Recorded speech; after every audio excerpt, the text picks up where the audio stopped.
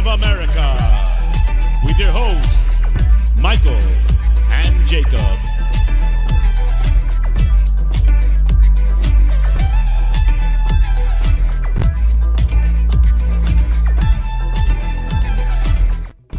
Big up, everybody. Welcome to episode number 102. I believe this is 102 different untitled series here on United Spurs of America. First and foremost, I hope you are too blessed to be stressed. I've got Chewy here. He's here. Look at him. He showed up for work today. You're here. You showed up to support the channel today. Speaking of supporting the channel, I mean, where would this channel be without all you beautiful bastards in the chat, watching on playback, watching live? Whether you're here to love or hate, you're still here. So I appreciate everything that you do for this channel, every single one of you guys. Look, I have this tweet right here shared for a reason. Off the top of the show, I just want to say it because I gotta say thank you to everybody. Look, I woke up 3,000 subs today. Well, actually, I woke up, I did to Sam's channel, and then I hit 3,000 subs. So that's pretty special. That means something to me. So shout out to every single one of you that helped make that possible. Just wanna, it means a lot. Look, I got this tweet up here. This is United Spurs America, 2,048 subs. Look, I referenced this tweet because this was in August 16th, mid-August. It is now the end of November. By my mathematical calculations, that is 3.5 months. 1,000 people subscribed to the channel in 3.5 months, so that's pretty special to me. It took a while to get to 2K, so from 2K to 3K, taking 3.5 months. That's absolutely spectacular, and you know, it just motivates me more to keep doing these things and keep bringing more guests, keep bringing more shows, and keep trying to innovate on this channel. Look, I know I bring on some rival fans, and I bring on a lot of Spurs fans, and then sometimes it's just myself, and sometimes myself and Chewy. And look, again, I also want to shout out Michael as well, because I started this channel with him. I would not be a Tottenham Hotspur fan without him. That is one of my best friends in this world, so want to shout him out as well. But look, 3,000, that's crazy, yo. That's actually crazy. I didn't think I'd be, I was like, you know, once, if we ever hit like 1K, 2K, I felt like that'd kind of be where we teeter out, because who knows how big, you know, people want to even support American content creators who follow the sport. Because everywhere I go, I do get a little bit of those comments like, oh, get this American talking baseball, etc., etc. But the love is always louder than the hate. I'll say that first and foremost. No matter what anybody says to me anywhere I go, I know that I got y'all here with me, so that means something to me. And I'm not going to talk about it too much more, because I don't want to get like, there's no reason to get emotional on the internet. It's the internet. We're here to have a good time. We're here to share each other's thoughts and opinions and grow and learn, and that's what I'm here for. So whether along the way I've upset you, sometimes I get passionate, sometimes I get heated, but that's the nature of the beast. I appreciate every single one of you who've ever come by, even those who unsubscribe and then resubscribe and then sometimes unsubscribe. Look, nothing is ever mandatory here. Only thing I ask is just bring the immaculate vibes. That's all there is. Look, there's a question today for the poll. It says, how was the vibe for you the day after? The day after being the loss, 3 consecutive losses on the bounce to Aston Villa. 48% says moving on, ready for City next. 37% says immaculate vibes only and forever. So look, that's what, 70, 85% saying we're moving on, we're keeping the vibes immaculate. I like to see that. Honestly, those ratios are pretty good to me. So appreciate y'all partaking in that vote, partaking in the poll, voting, saying what's up in the chat. Make sure you are hitting that like if you don't mind. You don't have to. As I always say, hit that subscribe if you're new, or you don't. You don't have to do any of that. But look, I do appreciate every single one of y'all. I'm going to take this thing away right here but thank you. 3.5 months, 1,000 subs. That's pretty special. So thank you everyone who helped make that possible. And this guy's one of them, Drunk Vigo. Big up Drunk Vigo. He's my #1 hater, AKA my #1 lover. Big up. He says this channel grows as the L's grow big for Ange. Big up Nate as well. Congrats on the 3K. Big up Nate Pie.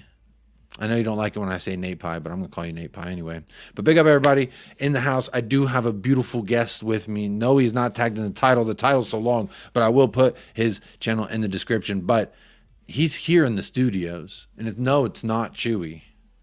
But he's here live and direct from from the studios of United Spurs of America, we've got the Hotspur hippie. How you Well doing, done, Paul? Jacob. I'm doing well, man. Well done on the 3K. Look at all the love in the chat for you. Isn't that cool? Yeah, eh? man, Little that's old pretty you. special. Yeah, Well done, man. Proper Tottenham, you are. Hey, I always say you can't judge a man's fandom and how much he loves a club based on his geolocation, and I stand by that. You know what I mean? Oh, what did I do? Do you still see me? Yeah. Okay. This I new think Mac so, update has been... hang on. What, so you think when a light goes out, you disappear? I didn't know what was going on. Just 'cause Look, you I can't see touched me, the you can wrong still thing see. on this Mac, and then it all went all crazy style. Well, you at 3K, it means I've got to keep coming on, haven't I? Because I'm way below you. So, Look, that might be what helped get to 3K in the first place. Was early on I said if you got to keep subscribing to Paul, you got to keep subscribing to me, because as stated on previous streams, Paul won't come to the studios of United Spurs of America anymore if he outgrows this. So half a Chewy. Hello, Chewy. and he's got half a Chewy. I believe that's the head. But big up Chelsea Blue and Blue. Smash the likes. Big up Sophia's Football Talk. Can't wait to have you back on the channel, Sophia. Hope you're doing well. Big up. Thank you so much for the love. Big up Mark Cook as well. Rowan Kumar, how are you doing? Big up. Appreciate the love. Cheese Room John. Thank you, Cheese Room John. Big up. Says congrats on the 3K. Thank you, sir. Spurs Psych Evening Jacob and the 3K subscribers. Congratulations. Big up, sir. Thank you so much. Luca, howdy, Jacob. And to all you good people in the chat, here for the Immaculate Vibes. Hey, Luca, that's one thing that's guaranteed. Losses, wins, and draws. I can't tell you what's going to happen. I could just tell you what I think. But what is guaranteed here, at least, is win, lose, or draw. We will provide the Immaculate Vibes. Well, I will try to. I'll always try my best anyway. Ravi says, what is up? Like, and subscribe. Subscribe. Big up, Ravi Beak Harry. Luca14 says, well done on the 3K subs, Jacob. Deserving and many, many more. Look, who knows where this channel can go or may go, but all I know is just like with Tottenham in our season, no matter where it was, I'm enjoying it. And I think that's the most important part, is that I enjoy myself doing this. Is that, like when Spurs were top of the league, I never vocally, publicly said like, oh yeah, we're going to win the league. I just always said, man, I'm enjoying it. I know what you said, Paul. I know the things you plunged said. in the pool, man. Why not? Hey, and my feet were in the pool, You and were pretty close. You were pretty close. I was about to dunk. I was slowly slipping in, and my shorts were the very edge of your shorts are starting to get close to the water there. But look, I wouldn't even say my feet are Look, I'm digressing, but my point being, I've never, I don't think I've ever said that we were going to win the league necessarily. I just said, hey, I'm enjoying you said it's not impossible, though. I did say it's not impossible, because it is not impossible. And I think that's right. A pretty safe answer, right? That's a pretty safe, like, fucking bargain answer there. It's like to say, oh, well, mathematically nothing, really. We could. I just like the fact that so many people, they always say what you can and can't do. And that's, sometimes something that makes me even feel closer to my club, because all my life growing up, people tell you this, that, and the other. You got to do this. You got to say this. You got to walk this way, talk this way. Shout out Bon Jovi or Aerosmith. I don't know. But they say, you got to live your life a certain way, and they hold you to some kind of expectation. And I just can't wait for Tottenham one day to break that expectation and really surprise a lot of people. And it's inevitable at this point. I feel it in my bones. It's been fun football, so Yeah, and I'm having a good time. So by my digression of correlating this show to Tottenham Hotspur season, I would say I am enjoying it. Who knows where it's going to go? Who knows what may happen in a year or two?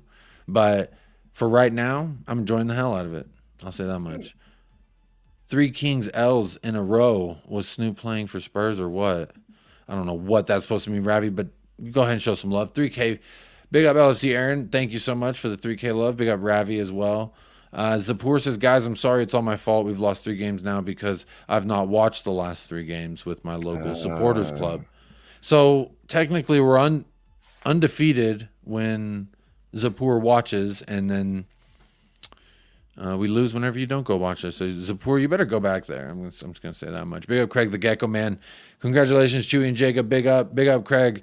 Big up Spurs Psych. You look like a proper geezer in that top, Jacob. Hey, big up. I was actually getting cold. I wanted to show this shirt off. It's my. I mean, y'all seen it. You've seen it, but I just wanted you to know. Hey, where am I at? Where's Jacob's mentality at? Brow. Brr. There it is. That's how I feel. Kangaroos every single day. You've got rid of the what do you call it?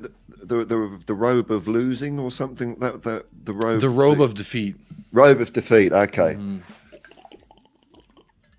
It's a nice shiny badge you've got on there, though. It is shiny. It's iridescent. It's bling bling bling blow. You're on the side now, so you can't say anything about it. I've always been on the side, man. You show me the receipts. Yeah. Big up Luke. Says congrats on the 3K. Big up Luke. Australian Gooner. He Spurs. Hey, big up. Appreciate you being here. Jacob, just keep doing what you're doing. You're winning. Hey, thank you very much. Appreciate you saying that. Congratulations, Chewy, on your 3K subs. You too, Jacob. Appreciate you. Thanks, Zapur.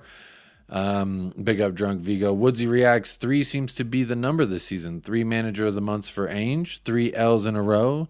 And 3K for the channel. Big up. This is a very good... Coincidence? I think not. The script writers have written the script, and they're also subscribing to the channel, so big up the script writers. What I would say to this is, let's hope that by the time that I hit 4K before we hit 4 losses on a season. How about that? Yeah, that'd be rough. That'd be sick. Because that'd be what, like, if it's the same 3.5, 4 months, 5 months, 6 months, I'll take that. No more L's until that long. Big up Yosarian. Good morning, Jacob and all in the chat. Congrats on 3K subs, mate. Peace and love and Angel we trust. Come on, you Spurs. Big up Yosarian. Good to see you. Good morning, good sir. Motaz Mahmoud, how are you doing? Spirit of the Wolves. Hassam says hi. Big up Hassam every single time. I did send him a thank you as well because, look, I know there's a percentage of y'all subscribers that are Liverpool fans, and regardless of your fandom, you subscribe to this channel. So that means you're at least here to say hello to Jacob. And that means something to me. So big up every single. Nice. Isn't that sweet? Yeah, so you can say Spirit of the Wolves. You can say Golo Golo Golo Lamina. Have you seen that? Have you seen that clip that he plays?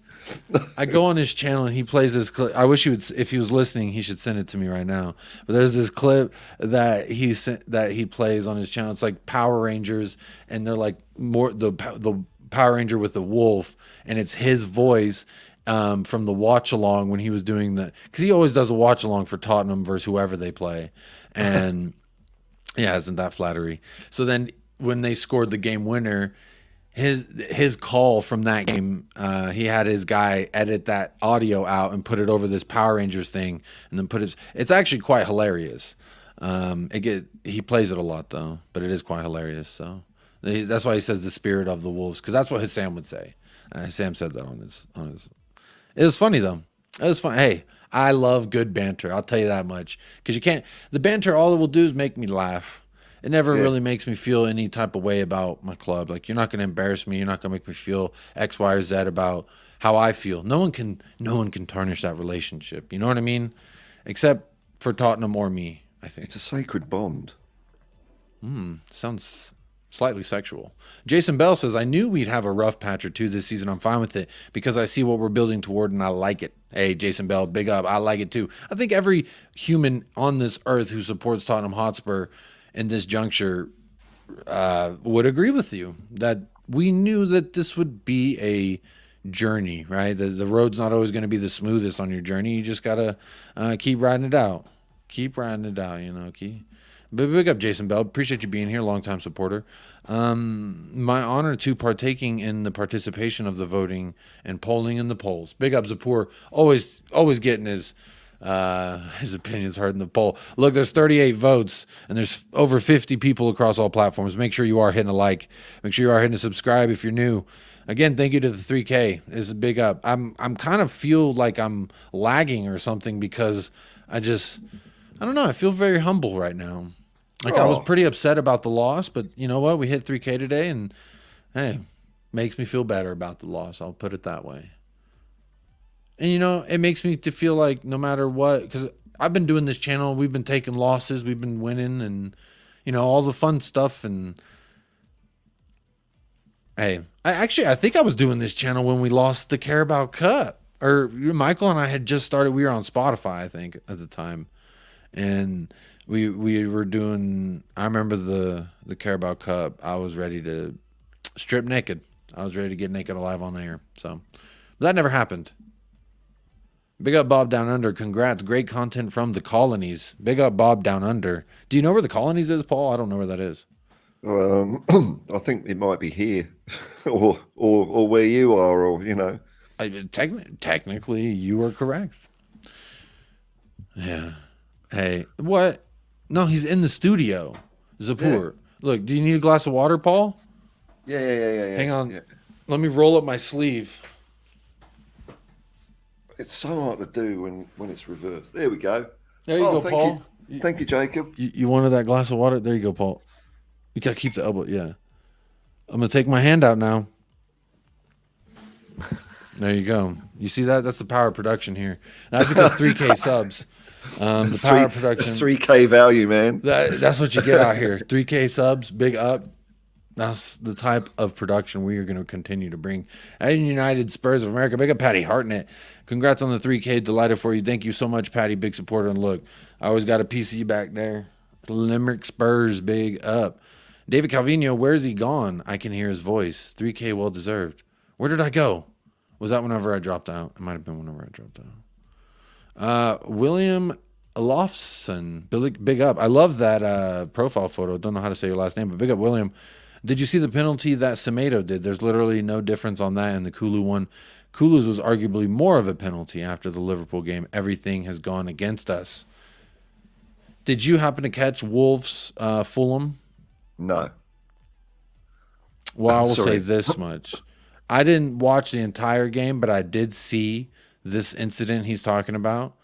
Soft, very soft penalty. And I don't know why we weren't afforded a penalty, honestly. Because it was very soft.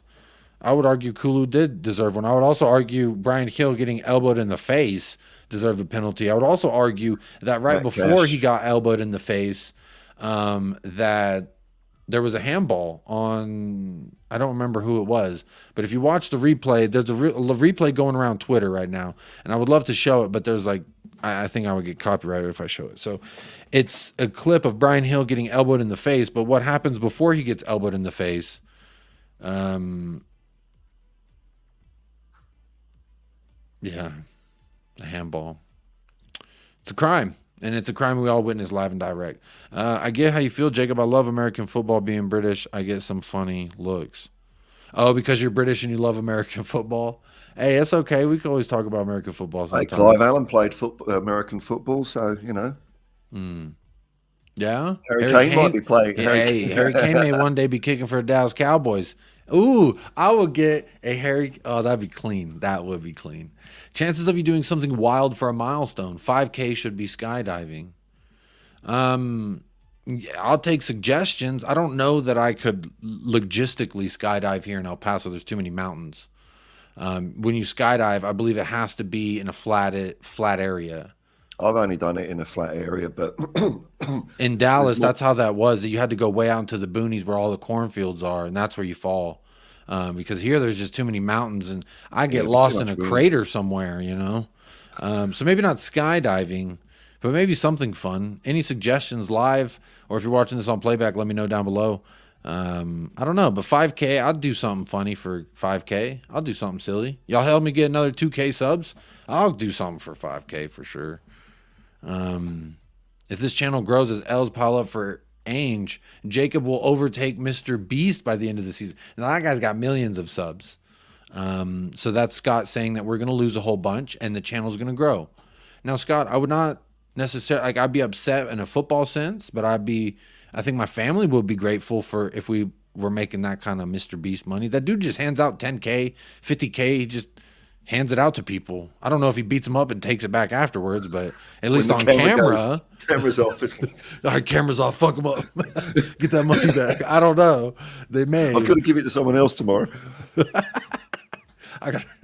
That may be what they're doing. Maybe that's the key. I got to do some of that. Shave your head at 5K. Shave it on live stream. Shave my head? Why would you do that? Why would I do that? I just saw that comment down there. What areas do Spurs need to strengthen in general? The back line. We need center backs playing center back roles, not right backs, left side center, whatever you want to call Ben Davies, full backs, wing backs, whatever you want to call them. We need them to not be playing in the position of a center back. We need center backs playing there. Big up Kate with Just a Girl Who Loves Spurs. Big up Zapur. Who's copying the reactions with me? Someone reacting in the chat? I don't see no reacting in the chat. I don't see none of that.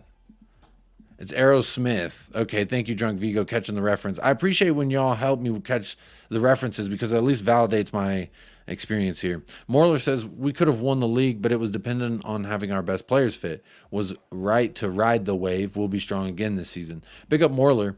Look, I think even with our starting 11, as I see the reactions now, y'all is a smiling and hearts and congrats. Big up.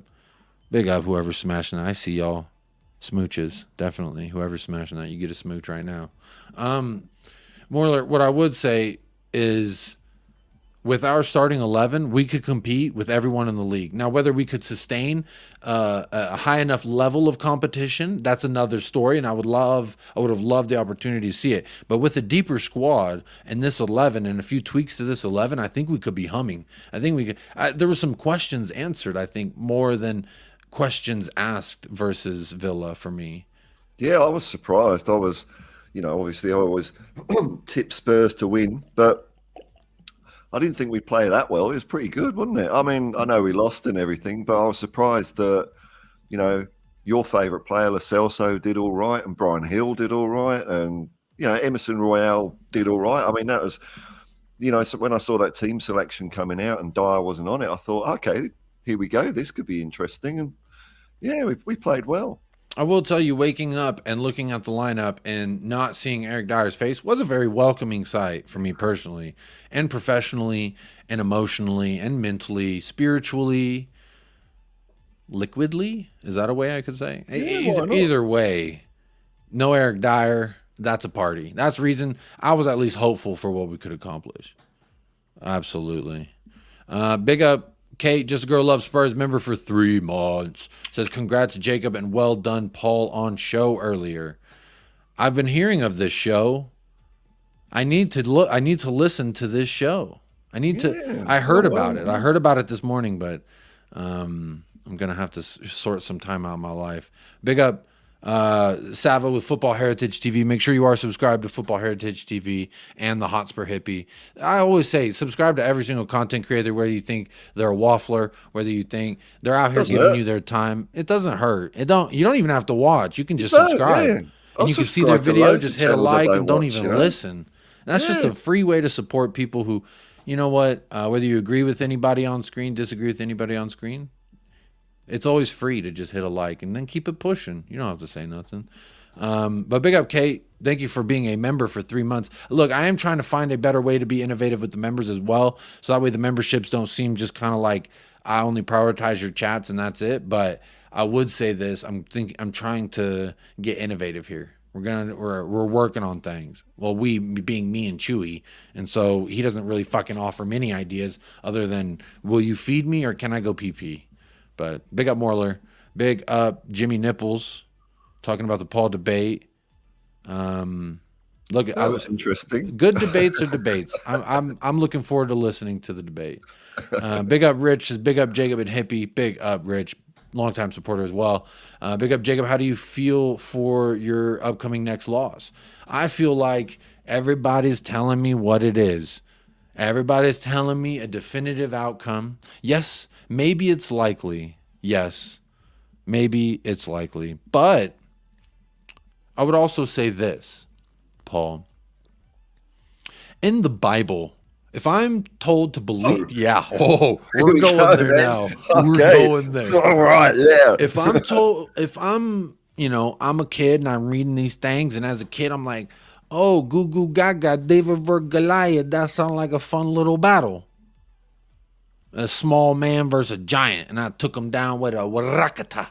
What was it, a rock and a sling or some shit? Rock and sling, yeah. At the end of the day, little man take down big man.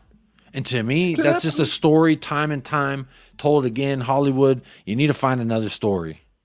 But what I would say is, don't tell me what's definitive. I need to know what the crystal ball is saying. Look, I've said I felt like, and now we could say what we feel like, right? We could say, oh, I feel this way. I feel like the city is going to dominate us and we're going to get our asses handed to us. That's very possible.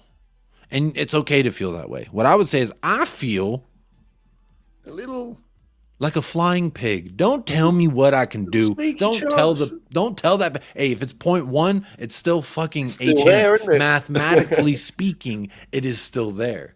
But big up Vindaloo. And you know what? I hope City feels just the way everybody else feels. I hope everyone, including Pep, including everyone saying that we're going to lose, I feel like that's only a good thing. Because if they gave us a chance, that would give City the more little, hey, relax a little bit, relax. And then maybe we sneak a little sneaky. You know what I'm saying? Yeah. When the guard dog's eating a steak, maybe we could go ahead and sneak up in the gate. Spurs. Don't worry about us.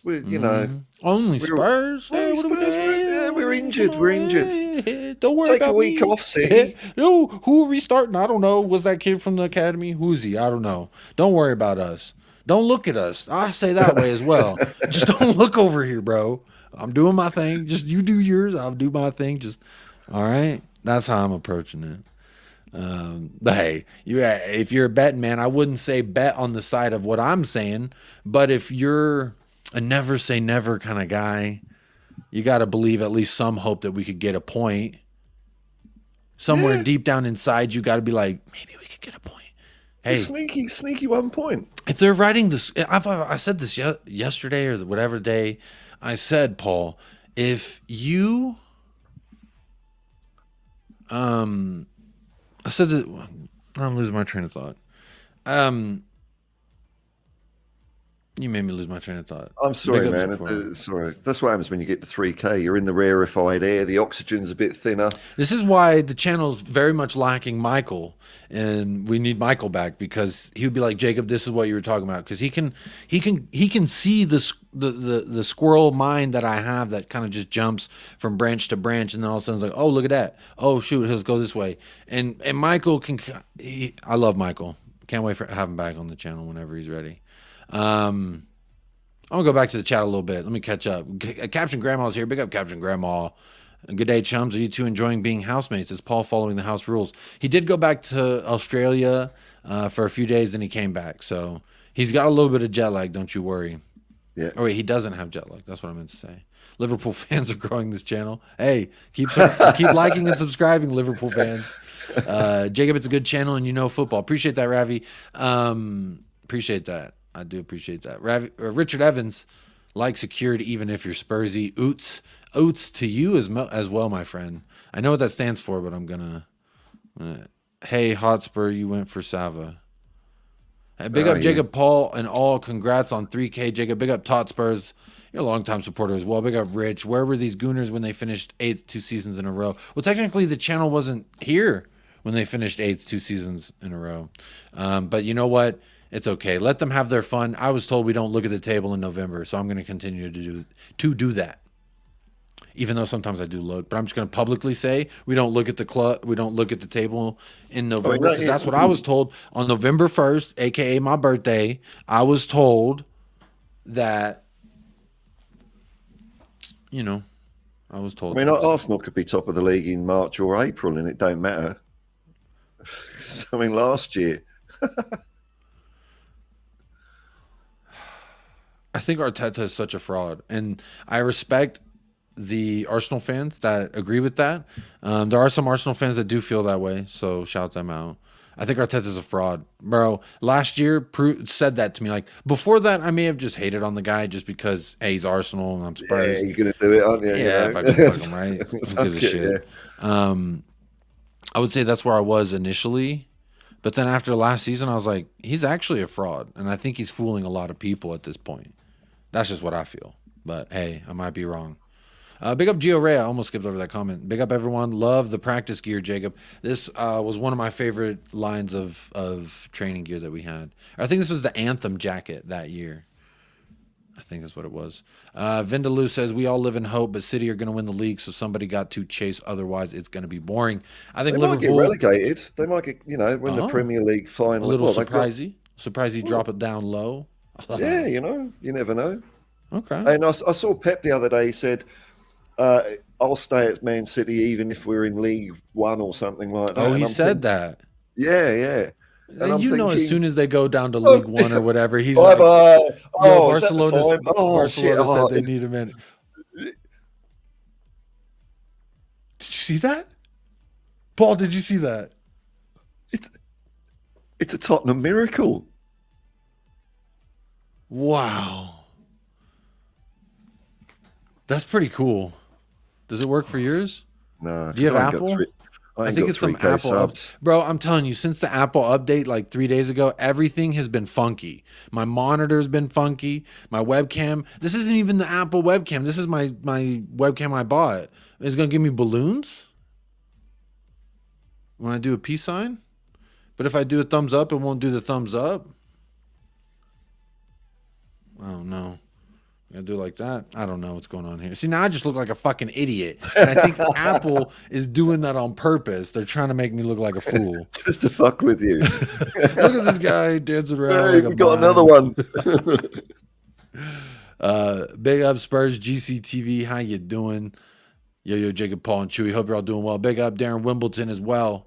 Paul, could you do some player ratings for us? I planned on doing that if I still had time to keep going later on after we talk about everything. Yeah, it's a good idea. I've been thinking about doing player ratings a little bit more. It's funny, how close were we with that? When we predicted what the team was going to be, we kind of got it bang on, didn't we? It was like hilarious.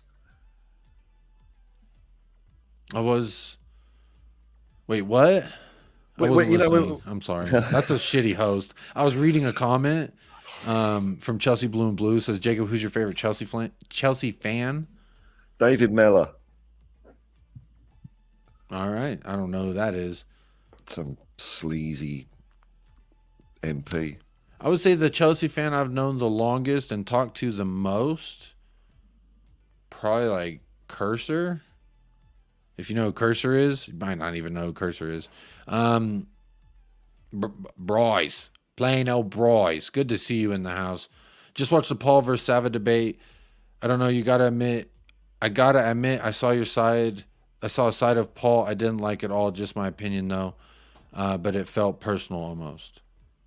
Well, I think it's done and dusted now. I think they've closed the book on it. Everyone's all good. I think it was all wrapped up with a bow, and that's it, really, Yeah, well, there you go. All wrapped up in a bow. Jimmy Nipples. That's the strangest name and user. I don't know what's more strange. Jimmy Nipples or Teabag? Which one's more strange to pull up on stream? These man titties or a bag of tea that's slightly shaped like a scrotum? I don't know. It's kind of weird, but hey, y'all do your thing. I don't judge.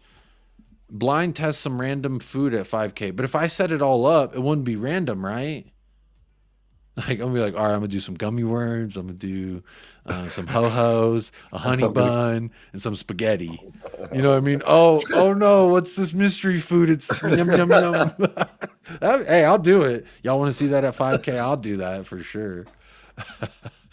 Jacob, you're doing better than Spurs. Only for the moment. We were growing together, Spurs and me. We were doing it. Do you know any Chelsea fans in Texas or America as a whole? I saw a clerk at the grocery store wearing a Chelsea shirt once, and I did try and give him the old fuck you, but he was like, "Oh, I'm just actually a Christian Pulisic fan," and I was like, "Oh, okay."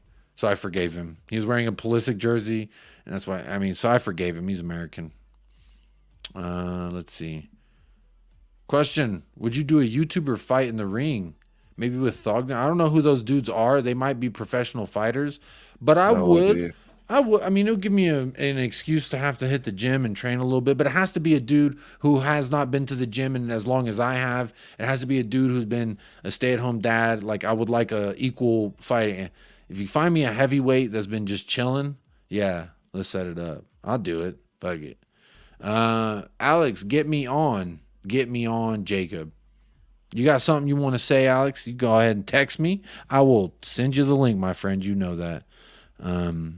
You're always welcome on this channel, Alex. You know that, my friend. Let me text me, because the WhatsApp thing on my WhatsApp on the computer is all thanging. So if that don't make sense, just shoot me a text. I'll send you the link, my friend. I will get you on, no doubt. Let's see here. Davies and Emerson will be spending time on the rack this week, so we have more hype for next weekend. Yeah, they're about that much short. Just You know, I saw someone on Twitter say, "Oh, the Pau Torres signing is really biting us in the ass now." Because if we had signed Pau Torres, he wouldn't have literally been on their team to hit that header against us for the first one. Just buy all the players and just leave them out there somewhere. Well, you gotta love Twitter, because they'll be like, "Hey, we were linked to that guy once." Remember? It's always funny because people we were linked with. We link to everyone though. Like, you know, you do a search for Tottenham in the news, and it's, oh, we're linked to this player and that player and this person. And it's like, oh my Lord, they're just filling up column inches. You can't sign everyone. We're not Chelsea. Good evening, Adrian Shroka. How are you doing, good sir? Maz, I see what you're doing there. Will you feed me, or can I go pee-pee? Sounds like me. Rich, your wife must love you. Alex, shoot me a text. Tough loss indeed. Big up, though, lads. Big up, Mud. Big up that Vestal as well. Saying congrats on 3K. Big up that Vestal every single time. Go check out that Vestal on Twitch. There's the name. He streams video games. He just finished Spider-Man. Go show him some love if you're over there on Twitch. Big up, Mud. Thank you as well for the love. There he is. There he is. He just texted me. 1 second. Hi, Jacob. Can you send me? So polite. See, he texts me and he's so polite, but in the chat, he's get me on. Get me on now. Get me on now. And then he texts me and he's like, hello, hi, Jacob. Can you send me the link? I love Alex. That's what I'm saying. It's like, yeah, people, like they Alex. see what they see, and they that's all they know, right, of Alex. But I think anyone who's actually like had a conversation with Alex, I'll be interested to hear what he thinks about how we're going in the game. And yeah, you know. That's great. Hey, if he wants to come on and talk about it, hey, he's always welcome here. Like I always say, I only support good people, you know. So while I'm thinking about that, I'm actually going to put both of y'all's title or your channels in the link real quick. So Paul, if you don't mind talking about this, Vindaloo says, which one of you thought after 10 games you'd win the league? We couldn't do it. We couldn't do it staying top most of the season. City squad just too big and strong. I agree with this. This is why I never felt that we were ever going to actually win the league. I was just having fun at the top of the mountain for the moment. And that's no one can tell me shit about it. My 33rd birthday, Tottenham Hotspur, undefeated, top of the league. The Texas Rangers won the World Series that day. The Bulls and the Mavs played each other. This is my basketball teams as well. They played each other that day. November 1st was a fantastic sports day for me. Oh, and Arsenal got their first loss on November 1st as well. It was quite a great sports day. The world was blessing me on my birthday. So I did not think after 10 games that we would win the league. I was having fun. All I ever said was, don't tell me it's impossible. Just like beating, what's their name? This weekend. It's not impossible, it's just improbable. You like that? Yeah, look, after 10 games, we're in good shape, playing good stuff, getting better each game, and at that moment in time, I was dreaming, and the dream may return, you know. Like Ange said, when we get some of these players back, he said we're going to be a pretty good football team. Ange seemed pretty happy with what happened the other night, apart from the result, obviously. But yeah, onwards and upwards. But next year, you better watch out, Gooners. That's what I'm saying. They don't want to see us hit our stride, Paul. That's what I'm saying. Is that they saw a glimpse of what we could look like.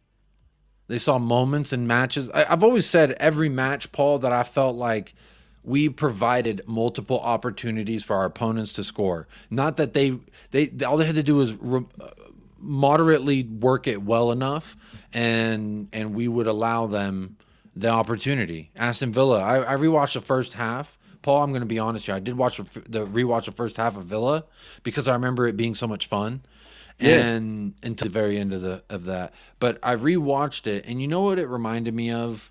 Like when you watch a good movie, but you just know the ending is going to be shitty, and so you're just like, I'll watch the first 45 minutes of that movie and enjoy that, and let's just keep it moving. So like the 1987 FA Cup final, I remember it being a good game, but I'll never ever watch it again because we lost, and I don't want to see that. Yeah, don't want to see it. Like Harry Kane highlights, I know how that ends. He leaves us, so I don't want to watch any. I hate it when I see him. I'm not over it yet, but whatever.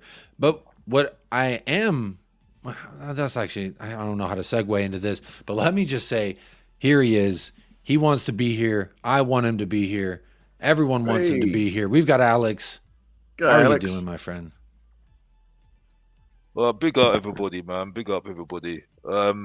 First thing, sorry to say on a sour note, Jacob, but you need to stop twerking for that Hassan boy. But by the way, man, honestly, What do you mean twerking for him? Oh, Hassan, oh my gosh, I can see him coming all day long. But big up to him, boy, because he knows how to rattle Tottenham fans all day long. Oh yeah, he's got him on strings. That's what I find absolutely hilarious. He knows how to rattle Tottenham fans. And the thing is, though, he's only doing what Mr. Botsov has done for 3 years now. So well done to him. Get a Blue Peter badge for that. You know what I mean? But you know what I mean? But at the end of the day, you know what I mean? You know, he basically said imposter in the top of the league. Well, mate, I've said it as well, but I didn't say imposter. So big up to you for rattling Tottenham fans. You realise how easy it is. You know what I mean? You know what I mean? So you know what I mean? Because I do it to Jay every single week when I go on Time Added On, but I've been banned from it by Alan's opinion in it. But anyway, let's move on. You've been banned from Time Added On. Yeah, what did you do? So-called. I've been told anyway. But moving on. That's what happens when the main event turns up. Because the main event turns up, he rattles people and rattles people's brains. You know what I mean? And rinsing the pieces. You know what I mean?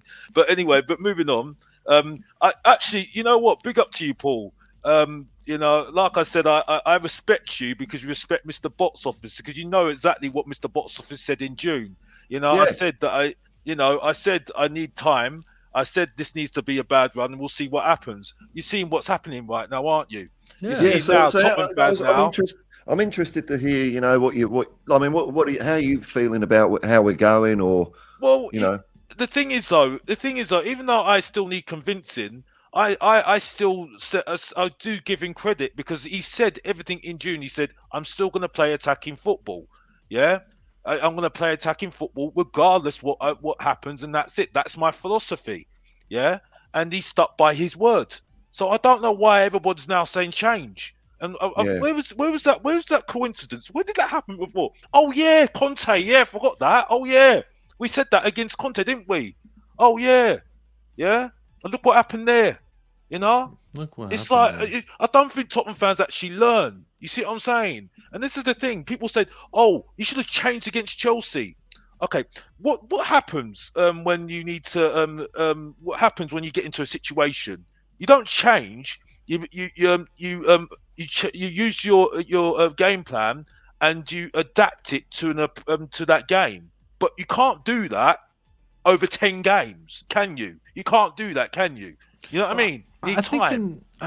Alex, I think in matches we have adapted and not completely changed. Like Wolves looked completely different to me after we went up at Wolves.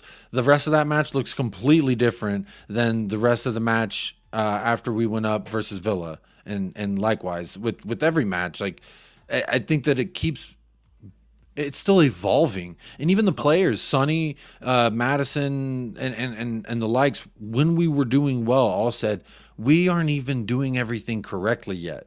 This is just a matter of time until we all are reading off the same hymn sheet here. So that's what I feel like for me. I've always, you know, the ups and the downs of the season, the good performances where we got to win, and maybe the good performances where we deserved to win and we only got the draw. I feel like give me hope for what I'm seeing, because I know this is not Ange Postecoglou's team. This is not, he didn't pick some of these dudes that were starting. Like, I'll just rattle you some of the names of players he did not pick. He did not pick Son, Hill, Kulusevski. He did not pick Bentancur. He did not pick Lo Celso, Ben Davies. He did not pick Destiny Udogie. He did ask Udogie to stay, and he convinced him to stay. He did not pick Emerson Royale, and he did not pick Pedro Porro. So there's one, maybe two names you could say that he did want here, 2 to 3. Brennan Johnson, obviously, he did say he wanted him. But for me, I just see it like this dude's working with what he has right now. We've had one window under Ange Postecoglou. After 4, I've always said 3 to 4 windows until I'm like, okay, you've had, if we do get some of these punks out and we bring some studs in and we do that, and we get whoever Ainge wants, whoever's going to work for his system. So far, Brennan Johnson was one of those, and I've been kind of disappointed as of late.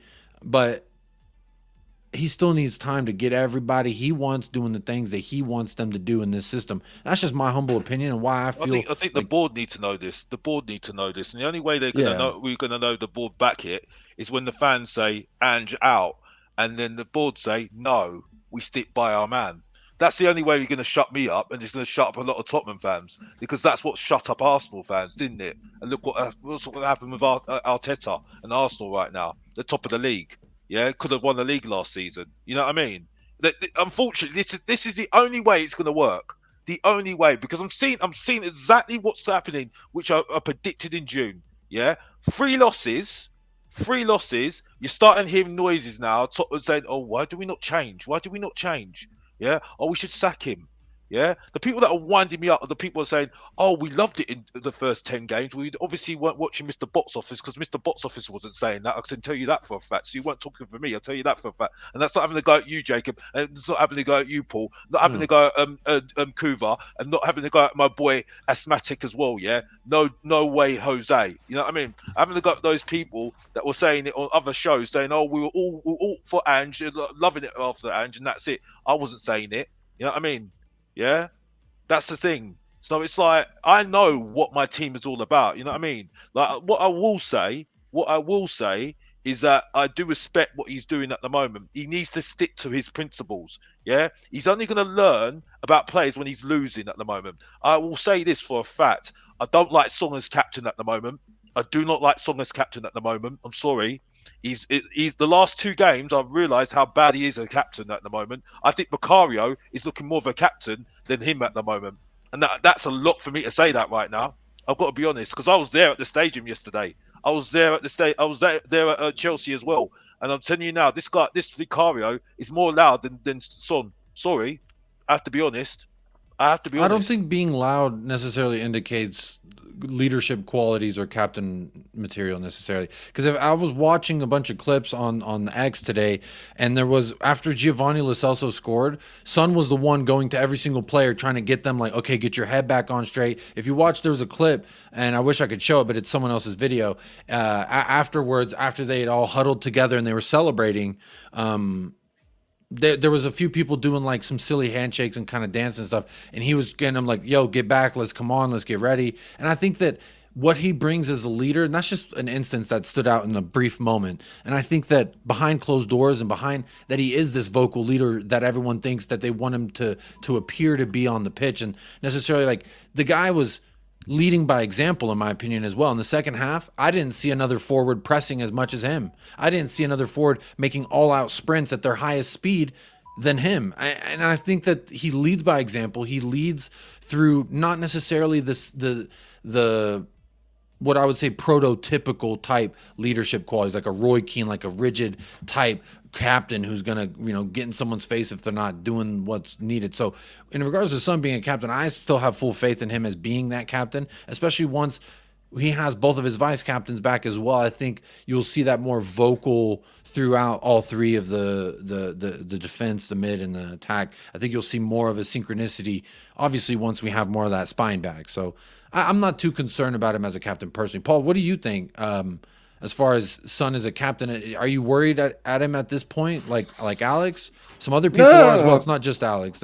I've seen this brought up, and I think it's a good talking point, at least. That I don't mind him. I think you're right. Captains can be quieter. Steve Perryman was a quieter captain. He wasn't, shouting every 5 minutes. Or, I like some of the things Son's done. I like the way he presents himself, represents the club to the media.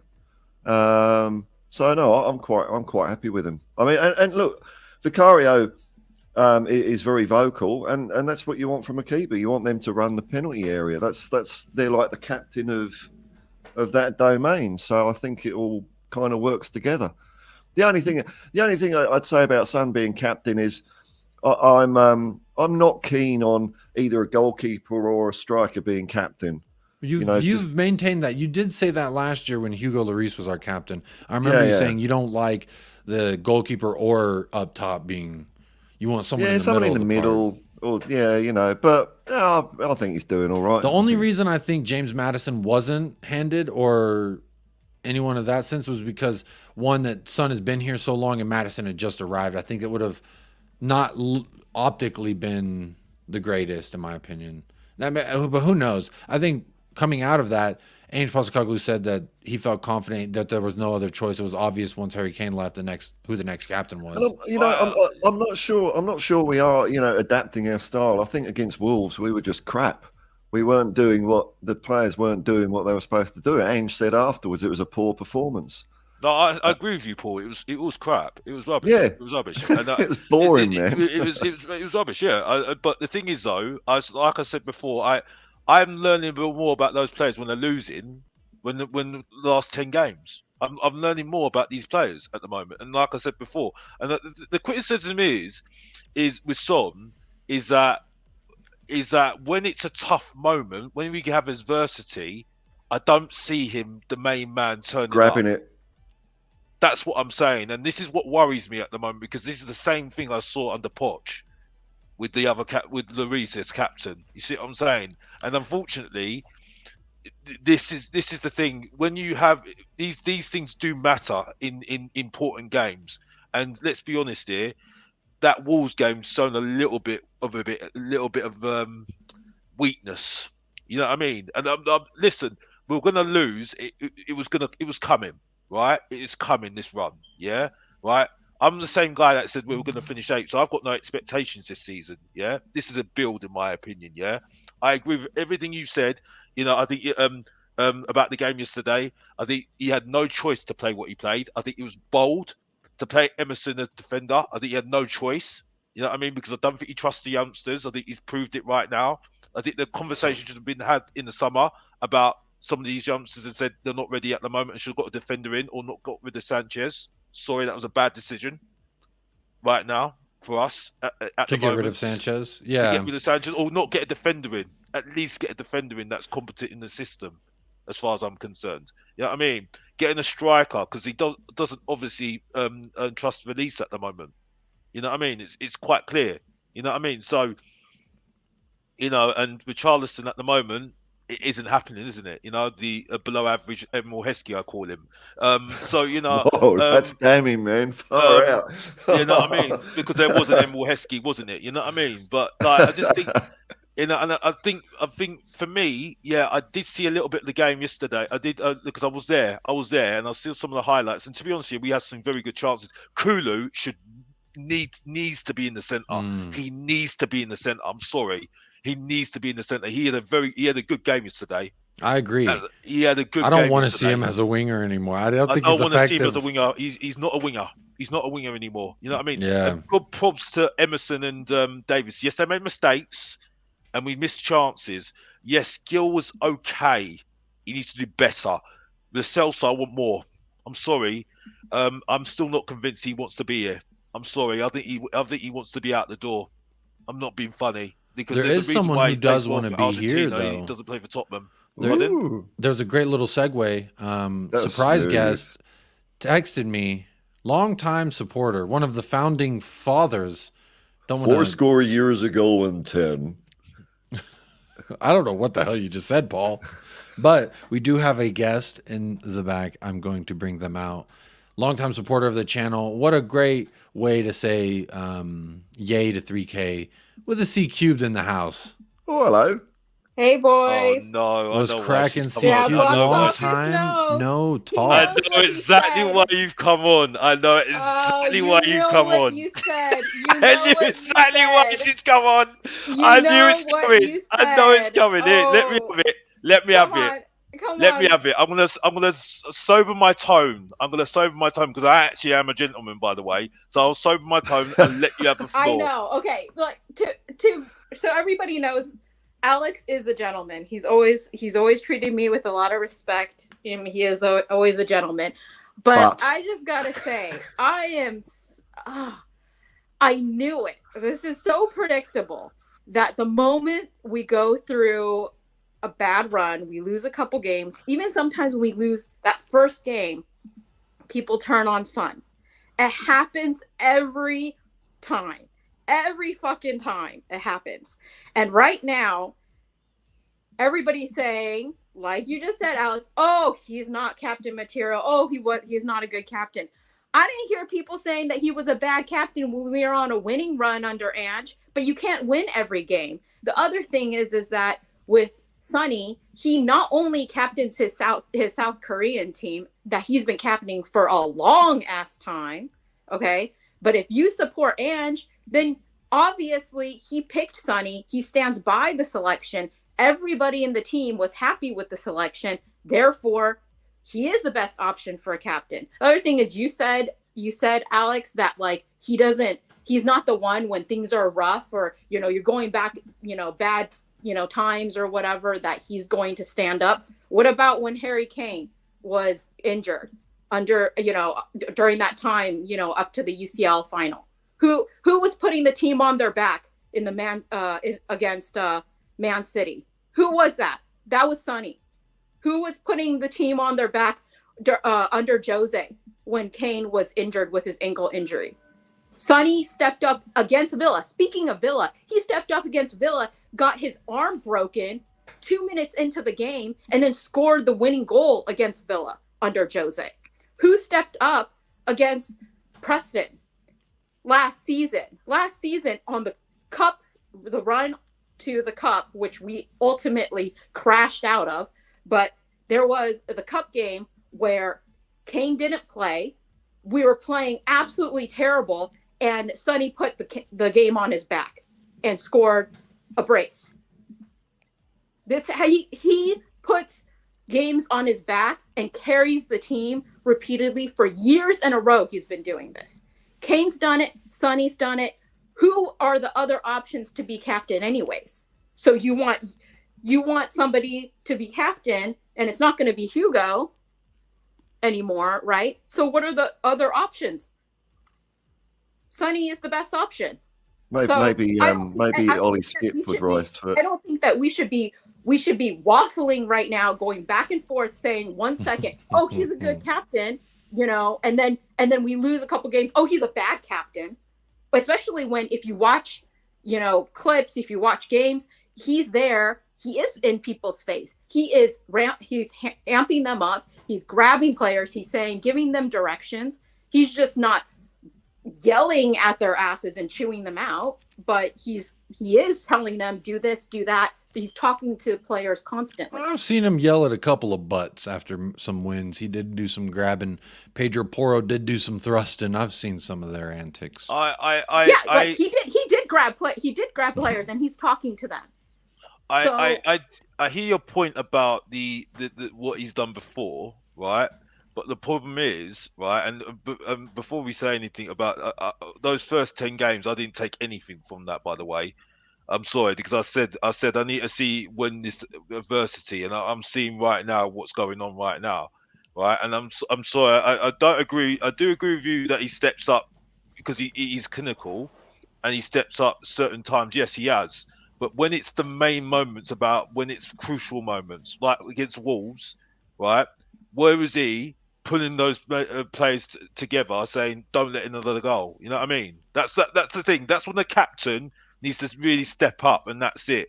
And I'm hearing now, oh, he's really nice to people. Sorry, you don't have to be nice. I didn't say that. Nicey. No, it's did not I about, say that? No, not you. Not you, CQ. I've heard it. I've heard some rumblings about this from reporters saying, "Oh, he's a nice person to everybody. He's keeping it all nice." Sorry, sometimes you need to be sometimes a bit say things that people don't want to hear, you know, because unfortunately, nice guys finish last. Yeah. Right, because that's what helps you win a trophy at the end of the day. You know what I mean? And I'm not saying this is going to happen this season. I'm not saying this is happening this season, but there's going to be questions like this next season and the following season as well.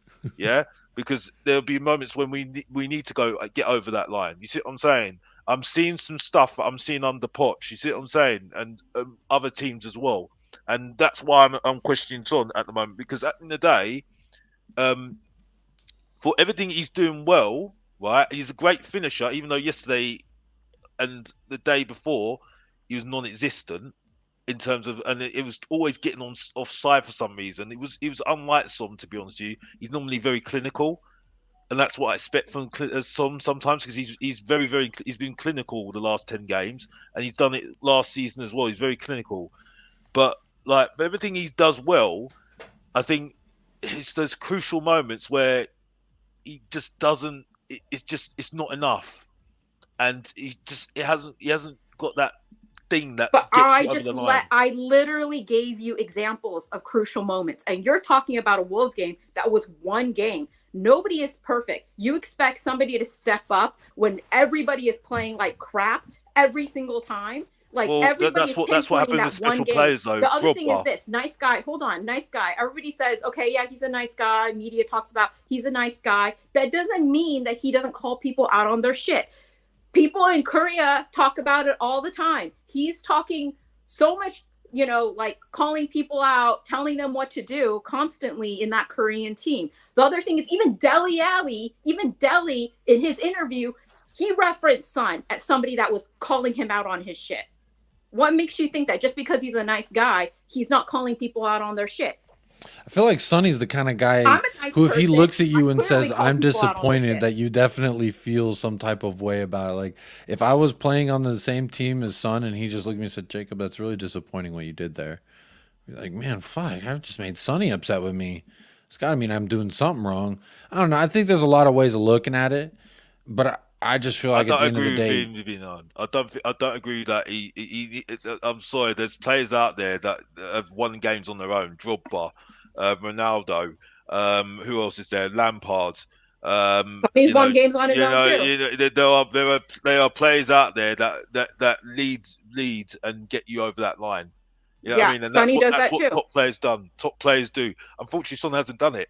No, Son has done. I literally gave you examples. But to win a trophy, CQ. That's the point. Yeah, but he's not the only one that wins a trophy. This is the criticism I have with Kane. This is exactly what I had the same criticism with Kane. No. Listen. Messi is the GOAT. He is the greatest player ever. And Messi won a trophy, won the World Cup with Argentina. Is that Argentina team good? Yeah, yes, that Argentina team is good. That's the difference between a special player. He didn't do it alone. But was Messi able to win the UCL with PSG?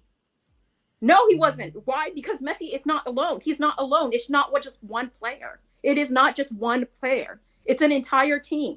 You can have a player that stands out, that delivers and puts a game on his back every once in a while, but that does not mean that you can win a trophy off of only one player. Harry Kane is a world-class striker. He was at our club for so long, and we weren't able to win a trophy with him.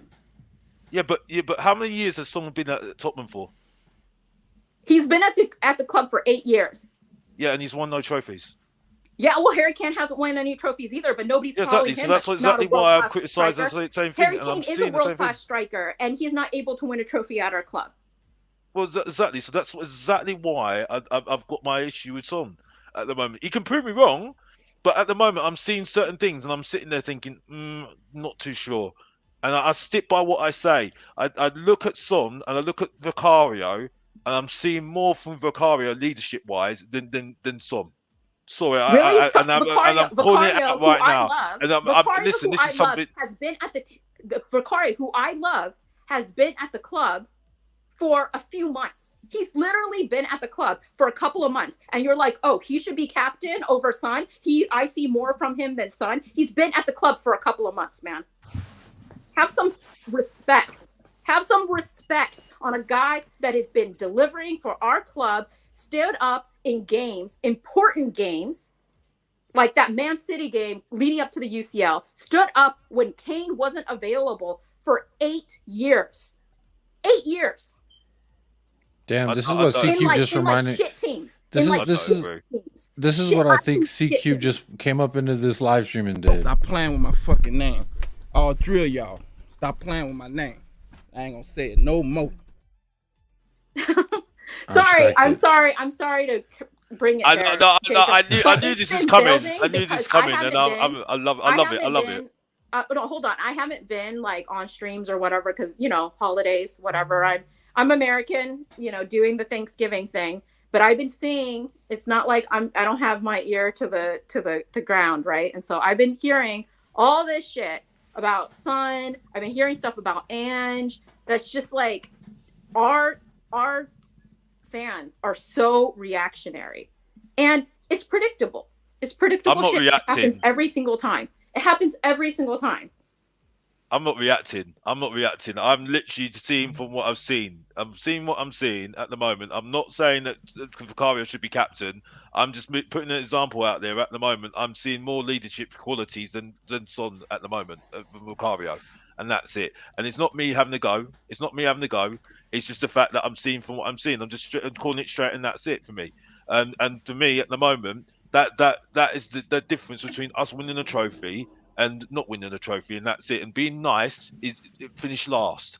Yeah, and that's been the thing that's not won us trophies in the past and not got us over that line in the past. And that's it for me. So well, that goes back to what you and I argued about. And the thing is, though, the fact that you're saying Kane left Tottenham because he needs to win trophies. Look what's going on at Bayern Munich at the moment with him. At the moment, he's starting to realise that there are standards at Bayern Munich. There was no standards at Tottenham Hotspur. You get what I'm because saying? he has a better team around him. He had a better team around him. But you C-Cubed, Leicester City won trophies. We won the trophy, won the FA Cup. Yeah, so it's no excuses anymore. You know what I mean? We're in a bang average league right now. Tottenham Hotspur were top of the table for 10 weeks. Yeah, for 10 weeks. Yeah, when we had the most embarrassing season last season. Yeah, so I'm sorry, that doesn't wash for me at all. Yeah, I need to soften my voice right now because I'm not having a go at you. This is Mr. Box Office speaking. You know what I mean? But I'm not really acting at you. I'm I don't to disagree the people with you. Deluded, telling me that I was the most deluded guy. Hold on. Box Office, you're neither going here nor there. Okay, I'm not. That's not my argument. I agree with you. Okay, in the sense that we need to deliver more. We need to win a trophy. You know, we have to step up. That's not. I didn't say that wasn't the case, but going off on basically Son, who, yeah, there were times that he should have stepped up and he could step up more and all those things. But saying like, oh, it's him and it's his fault, and he shows you that he can't win a trophy because it's on him. He's one player. He is one player in a team that up until this season has had a lot of moments that have been shit. A team that was shit last season. And you have even admitted that team was shit last season. We couldn't win because there was shit around him. Okay? We had Dyer in the back. We had Davies. We had Emerson. That's what we were working with. And so, and then you're honing in on Son. You're honing in on Harry Kane. This goes back, people in the chat probably don't know, months ago, many months ago, me and Alex popped off about how he thinks that Harry Kane and Son are to blame and they're the reason we don't win trophies. You said that. You said they are not world class because they have not won any trophies and it's their fault that we didn't win any trophies. This is the same thing. I did say it.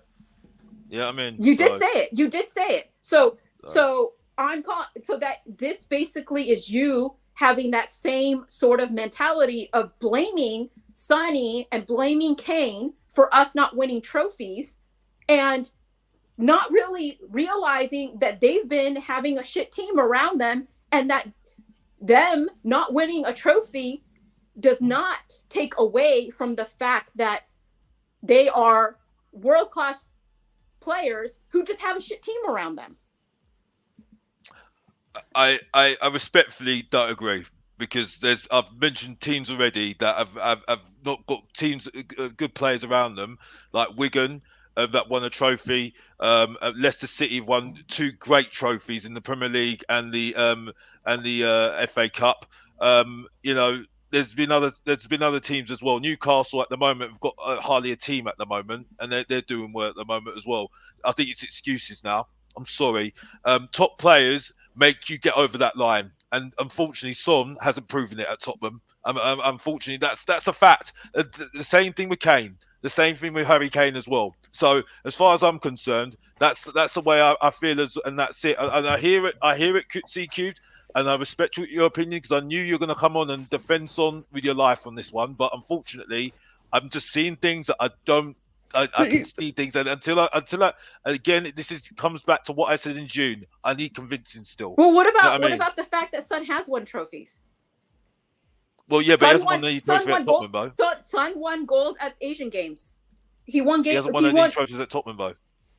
Okay, so you're saying that it's him and he's bad because he hasn't won trophies at Tottenham, but when he goes to another team, he's able to win trophies. What does that say? Isn't that about Tottenham then? Is that about Son or is that about Tottenham? What about Romero? Romero's won World Cup. Hugo's won World Cup. Romero Goat. Sorry, just trying out a new name. Just trying to see if it sticks. Did anyone like it? This is what it felt like when y'all didn't react to that. Ow! Big man, you've done it. I gave you a laugh, man. That was that one point. That was that one point that registered. Yeah, that was that one point. You gave me the old nostril chuckle. Look, I do have a few things that I do want to talk about that I got bookmarked. So, did y'all want to? If y'all got anything else y'all want to say about the Sun thing? Paul, you were going to chime in at one point. You got something you want to say? It's probably some old bollocks. But I was like, Jurgen Klinsmann's a great player. Didn't win anything with Tottenham. David Ginola, I mean, I don't know. He might have won something. But we've had great players and not won anything with them. But it doesn't mean they're not great players. I think it's not that. I think it's not that. I think it's just he's been there 8 years, and he had the opportunity to leave and go somewhere else to better himself. You know what I mean? Because he loves Spurs. Those players like Klinsmann went off to win trophies somewhere else. Sheringham did it as well.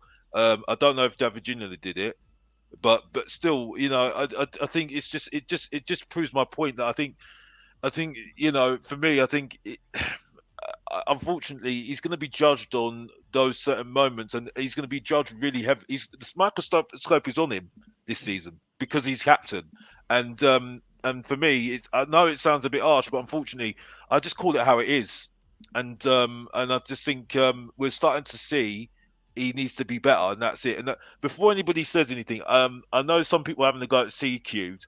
Please don't have a go at C Cubed. C Cubed is a lovely lady, and I knew she's going to come on to defend Son, and it's just a nice debate.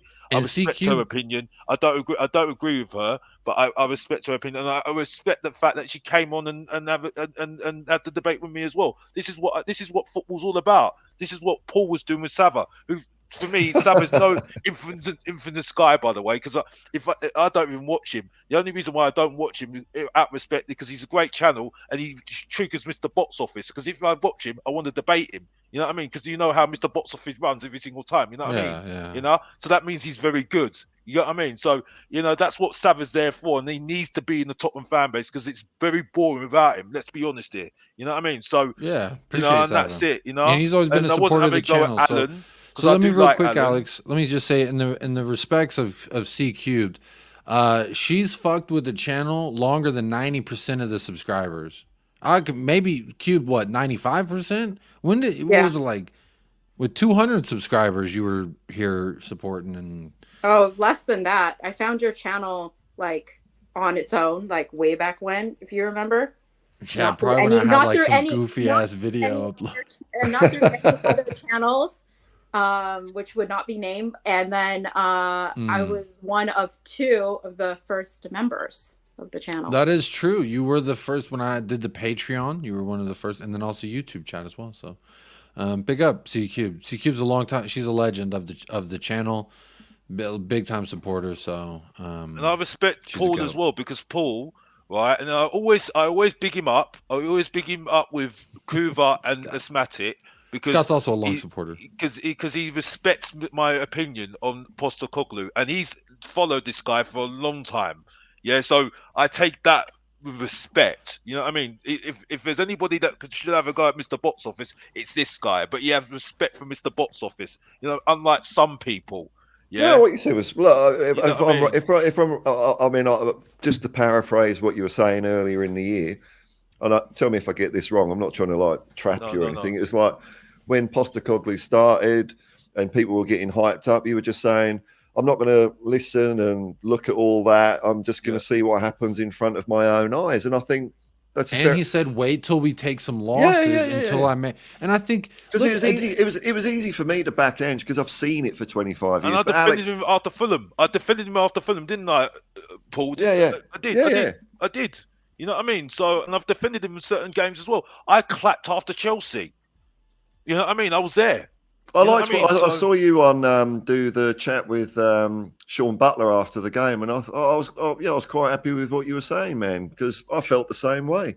You know, big shout out Sean Butler. You know, everyone laughed at us, well, not everyone, but a lot of people laughed at Tottenham. Oh, you can't do this, you can't do that, and there's you saying, you know what, that was all right. It was all right. I've been at the stage and it's been absolute dross. Absolute dross. You know what I mean?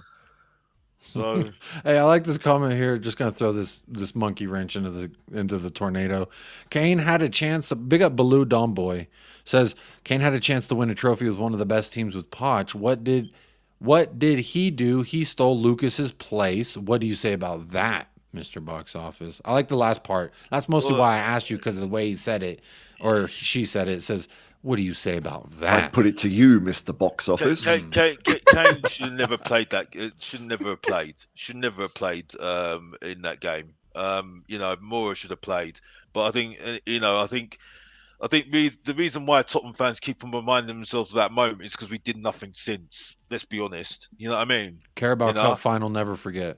Exactly. So it's just unfortunately with Tottenham Hotspur need to get back to trying to make their own history and stop worrying about other teams and stop worrying about Arsenal, who are way ahead of us right now. Let's be honest here. So, and like I said, it's just if they're way ahead of us, but they can't take care of us in their own home, how far ahead are they really? Well, I mean, I do agree with you. We should have beaten them at their ground. And we should have won that. Exactly. That's my point. They just look like a side who just, like United, just get a victory, just get a result. And I just think they're a bunch of phonies, honestly. The only person I actually think can actually push City for the title is Liverpool. It's the one that I think has a legitimate manager, has a legitimate squad. If they could get a legitimate DM in January, they could definitely push City, I think. And look what happened with Liverpool when Klopp was in charge. He had adversity. They backed him. They said no, we're going to keep with Klopp. Look what's happened with Liverpool. You know what I mean? You know, Brighton. You know, unfortunately, I think Tottenham Hotspur need to go through this right now, right? And we need to see the fans say Ange out, and then the board need to say no. Yeah, they need to say no.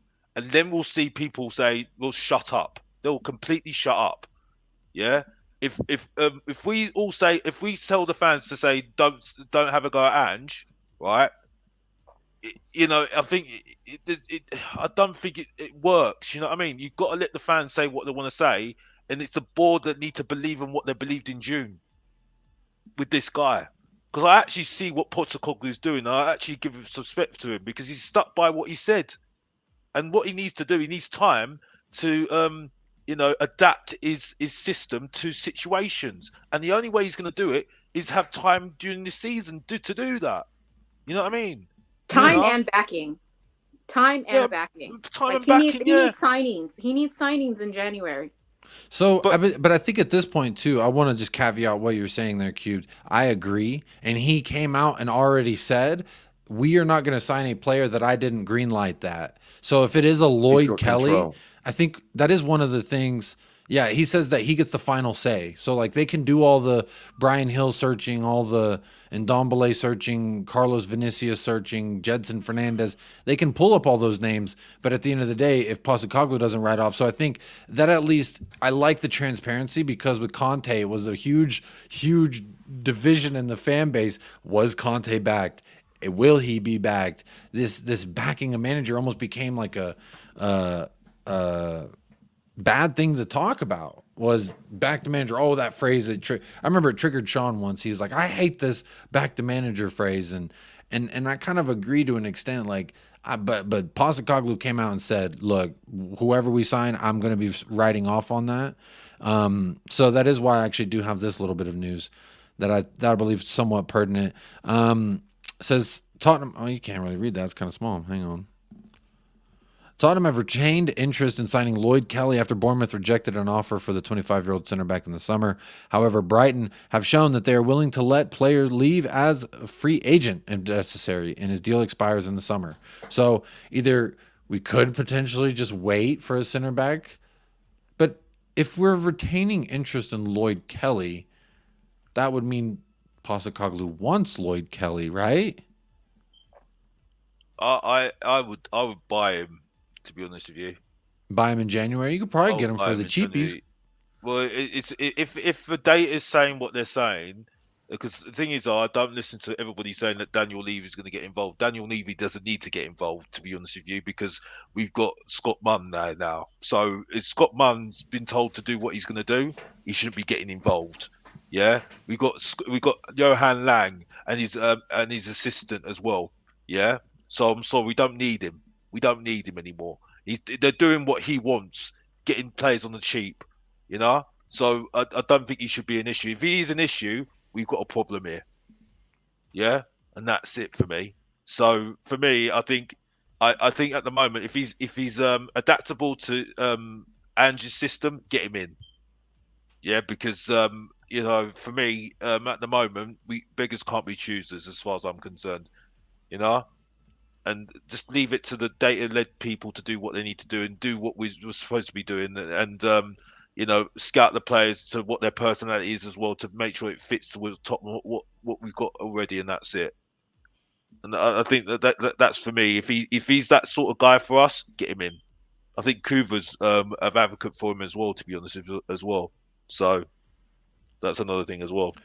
Another thing as well, Spurs King says Goat Marrow is so clear of Salib ass cheeks. And I just personally, I love that one because I've never thought of Salib ass cheeks. I always said saliva or dog saliva, but I think Salib ass cheeks is going to take the cake for as far as the name. You know, when I do watch alongs, laugh alongs, anything of the sort, I love silly, immature renditions of players' names. So this is Spurs King, you are the king on this instance, sir. Good job.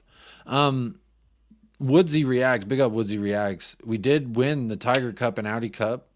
We did do the double, technically. Well, that Tiger Cup, man, that was just like that one was kind of fun. Yeah. Polystyrene sprayed gold, that thing, wasn't it? Also, someone asked, is there an update on Bentancur? And I have news for you. Some guy named Joseph Brown tweeted about it. Who he is, I don't know. But let's see. He has 523 followers, less than the official account. He says, "Don't y'all wanted some Bentancur? We bring you the facts. 3K subs, facts, hard hitting, 523 followers. 520. Some dude on the internet. But this is what is impressive, and I'll show you in a moment. It says Bentancur has suffered a minor knock. He's got a bruised ankle. So that's the official medical diagnosis from the 500. From and some guy. It says, don't worry, it's nothing major. They told him to rest it for a couple days. So he knows what they told Bentancur as well. He knows not only what the doctor knows, but he knows the messages being passed between player, doctors, and club. He should be available for the City game on Sunday. Now, good news. Very good news. So shout out Joseph Brown _974. The new ITK I'm going to go ahead and throw out there for the rest of y'all. Again, Matty Cash is a fraud and absolute. But here's fun. So, hang on. Let me skip past this. No. The part that I wanted to show. This tweet has so much engagement because people are starving for Bentancur news. 377 points. Bro, and he's only got 500 followers. He's got 500 followers. But this tweet was banging, was absolutely banging. Don't worry about what this one says. Let's just see what he replied to a few tweets, like Paul O'Keefe likes to do. So let's see what he says. It says Bissouma, Bentancur, and Lo Celso bossing the midfield. He says it's unlikely that he's going to start. but he should be fit enough to be on the bench. Oh, okay. So there you go. Everybody can be an ITK these days. Further updates. Yeah, further updates. Look, how do y'all see? Look, I want to kind of get the temperature as well. Cubed. Look, you've heard me over the years speak not nicely about Giovanni Lo Celso, and the only reason I didn't do an immature nickname for him was because he scored a goal. What did you make of him being there? Because for me, I just want to caveat that I felt like there was more answers than questions raised based on Aston Villa. But for like Hill and Lo Celso and Kulu not playing a winger, for me, I kind of like those things a little bit. Maybe not as starting roles, but as a potential option. Ding ding. Well, I think order's up at C-Cube. So. Yeah. I have a cuckoo clock over here at my parents' house. It's saying, Jacob, cuckoo, cuckoo. You're saying some cuckoo. Jacob's fucking cuckoo. There we go. Perfect timing. Starting Lo Celso and Hill, cuckoo. No, honestly, I don't. This sounds so non-analytical, but I don't care because none of it's good enough, right? So for me, I'm always like, if it's not good enough, then it's all about the same to me. So Lo Celso, I don't know what he's doing at our club anymore, but he has no business being at our club anymore. But if he's gonna be here and he's, Ange feels like that's the option to start because he has no other options, which is the case, it's fine. He scored a goal. We know that he is able to score a goal. He's scored goals. He's assisted goals. A couple for us. He's done it for Argentina. He plays well for Argentina, actually. So, I mean, as an option, it's fine. Out of Hill and Lo Celso, I think Lo Celso is better than Hill. And I like the fact that he had some creative forward passes, and defensively he got stuck in a few times. There was moments where I was like, okay, Gio, am I going to have to talk nicely to you now? Because there was several moments in the first and second half where I was like, okay, Gio.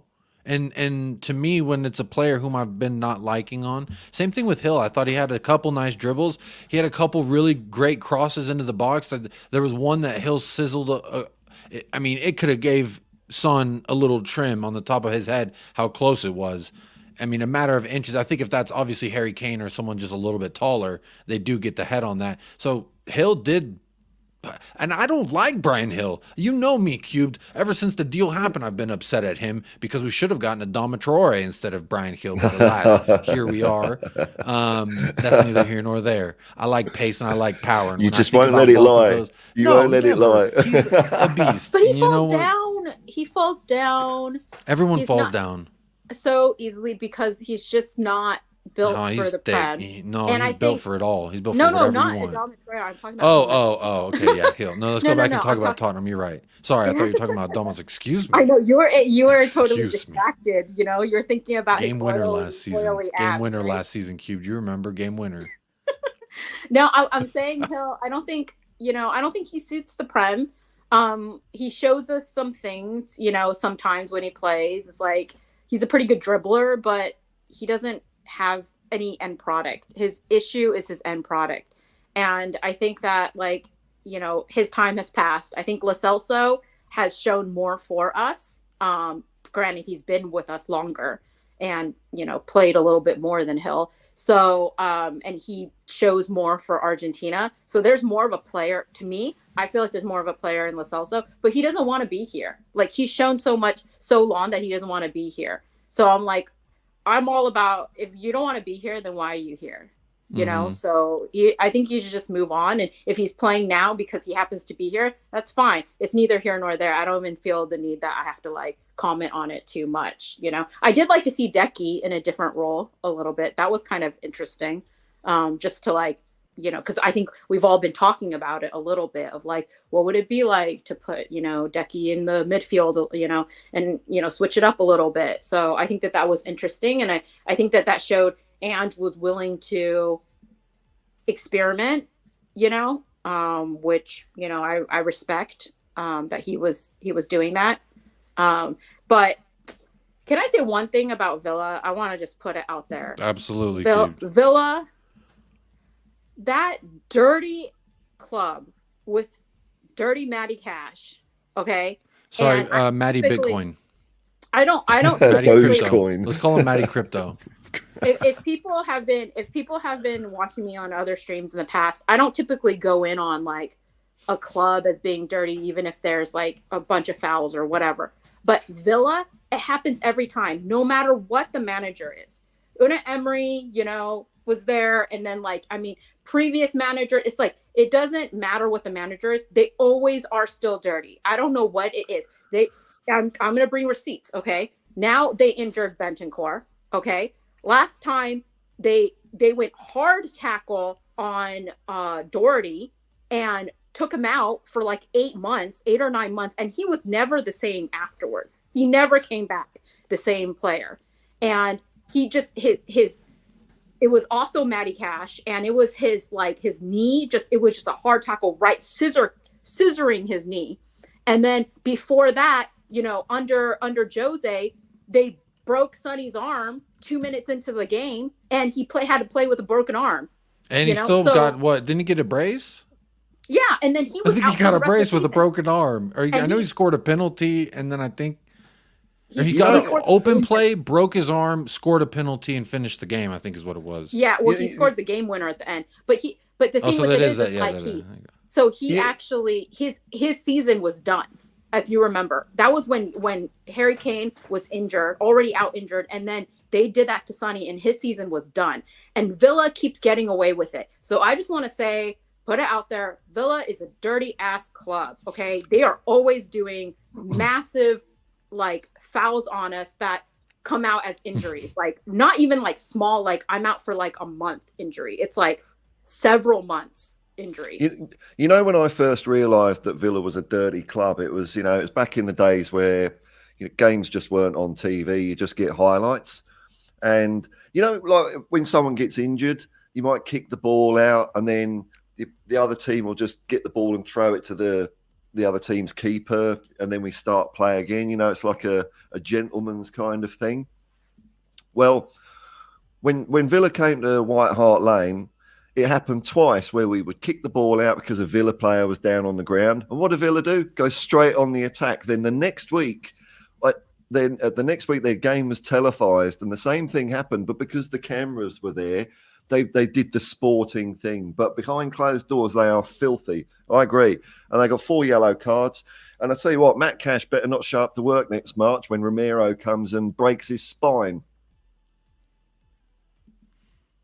I do not support the spinal breaking, but I would say give him a love tap. Just give him a little love tap, Don't break his spine. I'm sure he has a family. I don't want his family to witness a monstrosity. I think a spinal break is... I love the passion, but I guess I'm just now soft and a family man. I see my kids, I see my wife, and I'm like, if he has anything like that, I don't want them to see that. Maybe just a nice... I don't mind if they see him have to get a couple stitches on his shin or something. That's fine with me. Big up Talking Ball, Colin. How you doing? There was something I did want to bring up, but I kind of forgot what it was. But big up everybody in the house. Hold on. Can I just say, Foxy, you're saying, you hate Villa, but they're not a dirty club. Whatever. You can call it anything you want, but I brought receipts. I'm just saying.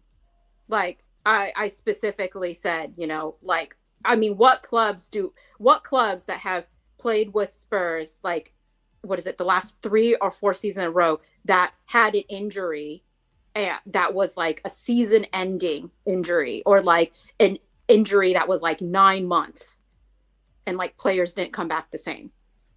Villa. That's it. Villa. 3 years in the running, 3-4 years. Come on. Well, hey, come on. I didn't actually literally mean break his spine, by the way. Just well, it's I just wanted to put a disclaimer out there because we are in the same room simultaneously, and I didn't want people to think that was me who said it because come over and break your fucking spine. I did want to look at this visual representation. I thought it might be kind of nice to look at some point while I figure out what the next topic was that I was trying to talk about. Rowan says, Spurs fans, these are our next 5 fixtures. Man City away, West Ham at home, Newcastle at home, Nottingham Forest away, and Everton at home. I want to know how many points. Anfield Dave. Anfield 15. Dave. Romero the Thug. How many people? How many Where is players that? is he injured that have like put an end to their season? How many? Come back at me with that. Am I super behind in the chat? Where is that? Someone talking about Romero? Yeah, people calling Romero a thug. Excuse me. I agree, C-Cubed. He like, you know, even when he you know, is lively, he's not lively as in breaking someone's leg or, you know, rash like that. Name one player he's injured. Name one player Romero is injured. Different level. Anybody. I think the problem with Romero is I think everyone was going over the top of the first 10 games. I thought he was playing well, but then everyone was saying that, oh, he's better than this player, better than this player. Was it Saliba?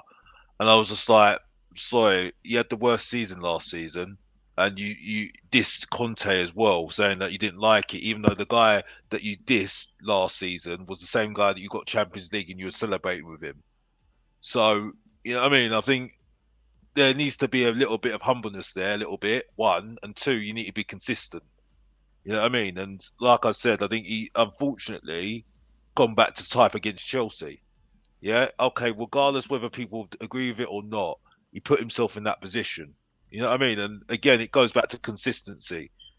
You know what I mean? And this is why I have a go at Son, and this is why I have a go, because when we're talking about world class, I don't just look at world class when you've just done it for 5 minutes. I look at world class when you're doing it every single season. Yeah? And there's no excuses that you haven't got good players around you. You make players look good. You know what I mean? Unfortunately, at the moment, Van der Ven's making Romero look good. Yeah? That's the problem at the moment. And that's the question mark I have over Romero. I don't think that Van der Veen. I think that gives him a certain confidence in him being able to go and do his work without having an absolute fucking bozo next to him. I think that's helpful. And then building a relationship with Pedro Porro on his right as well is also very helpful. Now, Pedro Porro, we know defensively isn't necessarily always there on his right. It's almost like an island out there for Romero. But I would also say that whenever he's winning 85 to 100% of his aerial duels and 90% of his ground duels, and he's making contributions defensively and as well as a passer and a progressor of the ball. To me, Romero, I fucking love him. I love what he brings to our team. I love watching him clatter into fuckers. But you know what he doesn't do is play fucking dirty. I'm looking for those comments where y'all saying that he's dirty, because this is kind of funny. Cornflakes cups. That's kind of funny. I don't know what. I think, you know, you got to look at the individual and how the team operates. And for those first 10 games, I thought we had the best centre-half pairing in the Premier League. Anfield Dave is absolutely it's right out there. You know, you could argue maybe some are slightly better or whatever, but from what I was seeing, they complement each other. They work really well together, and you know, we're missing them. That's the truth. They're peanut butter and jelly, yin and yang. How can you say jelly's better than peanut butter when they both complement each other so well? And you still need bread to smush them all together. I guess unless you make some kind of like mixy sauce of jelly and peanut butter. But just a spoon in the jar. The problem I have with it is that I think it's not. I don't really go on about the aggressiveness. I think you can't take out the aggressive side of him because you lose the player. I agree with that sentiment. Yeah, but I just think at the moment, I think when you say what you're saying about the stats, I don't go on stats, mate. I just can't do. I'm not a FIFA enthusiast that watches stats every single minute. If a stat is saying he did this 7 out of 8 times, and in the match he did say 7 out of 8 times, eyes and stats all correlate together on that. I think it's context, though. I don't like the expected stats. I don't like expected or predicted stuff. I think that's all. Don't get me started on that. Do not get me started on the I like post match when I say, hey, I thought this player did very well aerially and on the ground defensively. Let me see what the stats say, and then they back up my feelings or they contradict. I think that they are still useful in those. Statistics are a useful mechanism in that sense, and as well as if you're trying to like. The problem make is a what I point. have with stats is, did you need the stats to say that Nesta was a good player back in the day? Did you need to say that about Ledley King back in the day? Could I you don't need say that stats to about tell me John Romero's Terry? a great player either, You know what but I I mean? just You like it did- because you it didn't helps the need these argument. stats to say that. You didn't need to say that. I mean, I know. I'm looking back at my time, but Paul could agree with me in that. Blanchflower, you didn't need stats to prove that Blanchflower was a good defender, wasn't it? You know what I mean? You didn't need it because you could see it yourself. You know, and I just think it's just these stats are just so manipulative at the end of the day. You know, twisted. You know what the best, the best one I like was, I think, was it the Crystal Palace game where like Romero broke the new record for completed passes in a game. And I'm not bagging Romero because I like him, and with my eyes, I see him playing. I see him as a good player, but most completed passes, and I think most of those were to Vicario, but they still count. You know, it was just backwards and forwards. What's 20 more plus 20 plus 60. That's the It was point. 60. Oh yeah, we did look it up, didn't we, Yeah, Paul? And it it's turned out to be bloody like 60, 60 man. something. It's like they're talking to you like you're new to the game. It's just like, no, I'm not. I know what football's all about, and you don't need to There's give me a stat to context tell me is- about completed stat. Yeah, statistics with passes. context Oh is my absolutely gosh. vital because, I mean, you could also say, look, Richarlison has more goal contributions than Martinelli, and if you use that, people hate it, right? There still needs to be some context applied, I think, in the grand scheme of things. But look, real quick, I do want to ask y'all these next 5 matches. Oh, yeah. Paul's already said 15. Yeah, 15. Oh, yeah. Which I love the prediction. Fuck with it. I hope that it comes true. Alex, This is what an do you, easy what about you? one. This is an easy one. 6 Ooh. points. 6 Whoa. points. Sorry. Where are we Where do you getting see the 6 points points? coming in? Well, it's going to be Nottingham Forest or Everton, and I'm saying that very lightly because I think at the moment Nottingham Forest is a very difficult game away from home. A very difficult Ask game Aston away from Villa. home. Yeah, they were unable to go there and even So, score a goal. I mean, I think West Ham are going to be tricky, and they've got Kudus as well, who will be tricky in midfield, right? And they'll be motivated, and they've got the antidote to beat our team, especially that we attack. Manchester City speaks for itself, and Newcastle are playing really well as a team at the moment, and I think they'll have a lot of confidence to try and beat us as well. So I think 6 points. I thought we were going to have trouble with these games with our full team, a team that is has got a lot of injuries at the moment. So What's with the money? What's with the money emoji? Money out of their mouth emoji. Oh, I don't know. Yeah, that's a little. I mean, let me see. Is that a little wink? A little shade? Was that a little shade that this person was tweeting out? A little shade to City? This person says draw versus City, win at West Ham, lose to Newcastle, draw at Forest, win at Everton. I think we get 7 points max. We might be able to get a draw against like West Ham or something. All right, I'm winning so far. I'm still on 15 points. So you No one's predicted more points than Paul. yeah. there's no way we're getting a draw out of Man City because they've got Haaland. I know I called him above average John Carew, but the fact is, That's if, funny. if, You know who locked him down last year? Romero. Yeah, well, the Romero. thing is though, Just a little unfortunately, tickle. he will do something against us. Unfortunately, I think unfortunately when we haven't got our full strength centre backs, which is an excuse now for me because you need a squad regardless. You know what I mean? Even if the players are not that great, as long as they're competent, they should you should have a squad and that's it. I think it's gonna outdo us and that, and unfortunately, and that's it for me. So yeah, I think we're going to struggle against Man City. I think we'll score goals. I think we'll have a go at them. But I think unfortunately we have been conceding a lot of chances, even during those 10 games when there were certain games which I wasn't impressed with. We got lucky, and now we're playing teams that are very clinical, and they've got a striker that is very, very clinical in Haaland, and I think he will punish us. He's ruthless when he's ruthless, isn't he? Let's be honest here. Same with West Ham when they get going, and Newcastle as well. So, and I'm going to that game. I'm going to West Ham as well. So we'll see what happens there, isn't it? So, you know. So how many points, Alex? I loved I it. said six. Six. I said six, isn't it? I said six, didn't I? All right. Yeah. Cute. You said 8? Oh, no, 7 tops. Oh, hello. That man's taking a You're mask muted. off. Hello. Oh, you're on mute. You're on mute. That was a mistake. I think we saw behind the curtain there a little bit. Didn't Stop, Paul. You can't do that, Paul. Yeah, you did. You did see behind the curtain as I was walking upstairs. So, anyways, so I was walking up the stairs, making quite a mess. But anyways, I said like 6 points maybe from the last 2 games, and maybe a draw against West Ham, because we'll have Romero back from suspension, right? I think we have Basuma back from suspension, maybe. So I think that will help us out to maybe get a point from West Ham, but I think we can get maybe 6 or 7. Okay. Well, my bold prediction, and call me a waffler all you want, I think City, I think we can get a draw this year. Talk to me nicely. I think the whole world's against us. We don't necessarily take... Hey, look at that. The thumbs up. Hey. Wait, what did I do earlier for the balloons? Balloon me. Give me balloons. Fuck, it's not working now.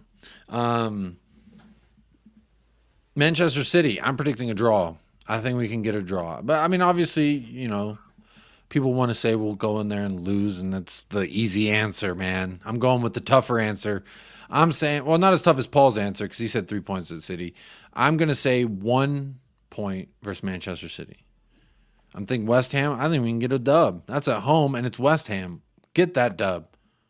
Go ahead and get that dub. So that's 4 points. Newcastle, I think that they are going to be too much for us, even at home.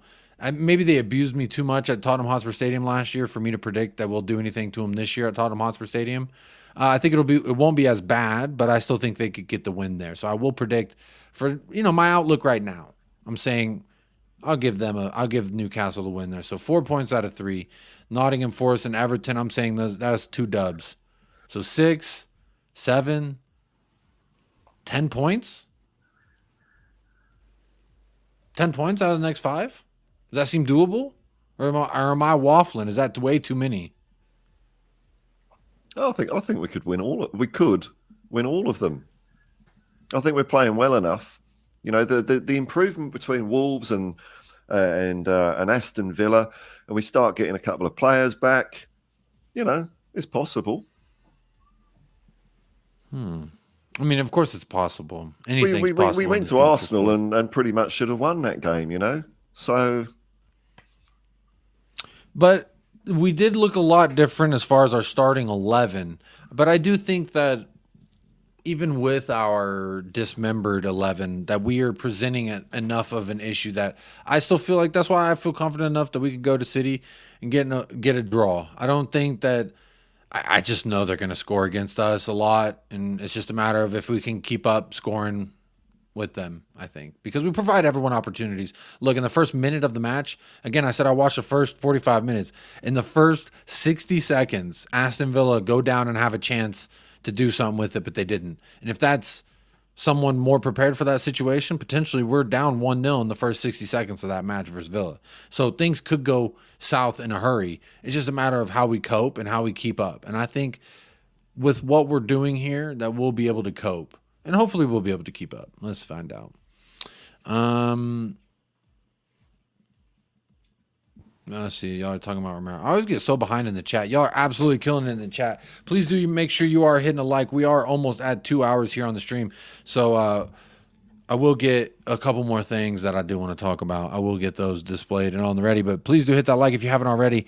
86 votes in the chat. 70 likes. That's 16 people not wanting to support the channel. And I don't know why, but go ahead and keep doing what you're doing. Live your life. 51% said they're moving on and ready for City. 28% say immaculate vibes only and forever. 13% says I'm here, but I have no hope for Spurs. and 8% say I'm a rival fan still enjoying the Spurs loss. What I will say to the 8% who voted for a rival fan but still enjoying the Spurs loss, I would say this much. Why are you so happy at our downfall? Why are you so happy at our misery? Maybe you should just be happy about your club. Look after your own backyard. Don't worry about what dog's pooping back here. All right, we got a pooper scooper. We're gonna figure it out. But big up everybody who has hit that like. Thank you so much. Look, I got something here that I want to talk about. Where is it? Oh, well, these are some Kulusevski quotes that actually, since y'all are all here, I'm not going to read these. But I thought this was fun. It's ANGE POSTECOGLOU, I believe. Did you hear that? Wait, play it again. What was that? So this was our ruled off goal. Yeah. He said, "Oh fucking hell," is what he said. So people, yeah, he hates VAR. So that's a fun clip. And he fucking cares, doesn't he? That's just like visceral. Yeah, you don't like. Oh man, I love this guy so much. Apparently, we're interested in Jota. I never watched Celtic outside of that one Scottish Cup final right before we signed ANGE POSTECOGLOU. Paul, you've seen Celtic enough. Jota? Question mark. Look, he did well for Celtic. I just don't. I'm not like when I watched him play, because I watched a lot of Celtic when Ange was there. I don't know, for some reason, and I can't quite put my finger on it, and I might be wrong. I just think, nah, not sure. Because he was playing with Kyogo Furuhashi in the middle. Yeah. And we don't have that kind of thing at the moment. So I don't know. He seemed to be a little bit sort of Kulu-esque in some of his patterns of play, except he would get more to the byline, but he would also cut inside a lot. And I'm just thinking, well, if you're going to do an upgrade on Kulu, you probably maybe want to do something a bit different. I don't know. He could be fine. He's probably cheap. I think we could get him on a loan because apparently him with Al Ittihad, or however you say their name, apparently there's trouble in paradise. Oh, from the beginning there was. Yeah. Apparently the fans were upset that they weren't able to sign Mohamed Salah. They wanted Mo Salah, they got Diego Jota, and now they're upset. So, look, I don't know enough about him to say yay or nay on how I feel about him, but fuck it. If Ainge wants him, I'll take him. And it sounds like he can hit the ground running here because he knows he knows what Ainge is going to want. It's not going to be like an acclimation period where he's going to, he needs to figure out what Ainge wants. I mean, the expectations, I think, for me personally, if we did get Jota, would be high because it's like, you're Ainge's guy. No need to acclimate. Don't give a damn what league it is. You know the system. So, yeah. I want my wingers to go down the line and get past players though, like Neto does and like Matoma does, because I'm fed up with these wingers going inside, going whatever and doing whatever they're doing. I'm sorry, because I'm just getting fed up with it. I want to see proper wingers. You know what I mean? And getting better as well, evolving. Because I'm tired of seeing players only having 5 minutes one season and then don't turn up the next season. Yeah, I'm sorry, Rashford's one of them. For Manchester United, I know he's not a winger, but he's a striker. But I'm just tired of seeing one-hit wonders at the moment. You've seen a lot of it in the Premier League now these days. I think it's now because it's a systematic Premier League now, where you've got to play a good a system now. It's not about players now having individual skill and stuff like that now. I don't think it is. I think it's about systems. And whether that I think it is about individual flair with ANGE POSTECOGLOU, because I mean people talk about the ANGE system, and the way I see it is that footballers want to play attacking football. They want to express themselves. They're like artists, and ANGE lets them do that within like a framework. But I just don't understand it when people keep saying the ANGE system. When you see a full-flowing Ange team, the players are swapping positions and running all over the place. You know, it's kind of just an underpinning of certain philosophies. You know, you get the ball back, don't be frightened to take a risk, and if you see someone that's in that position, you back your teammates up. That's about it, really.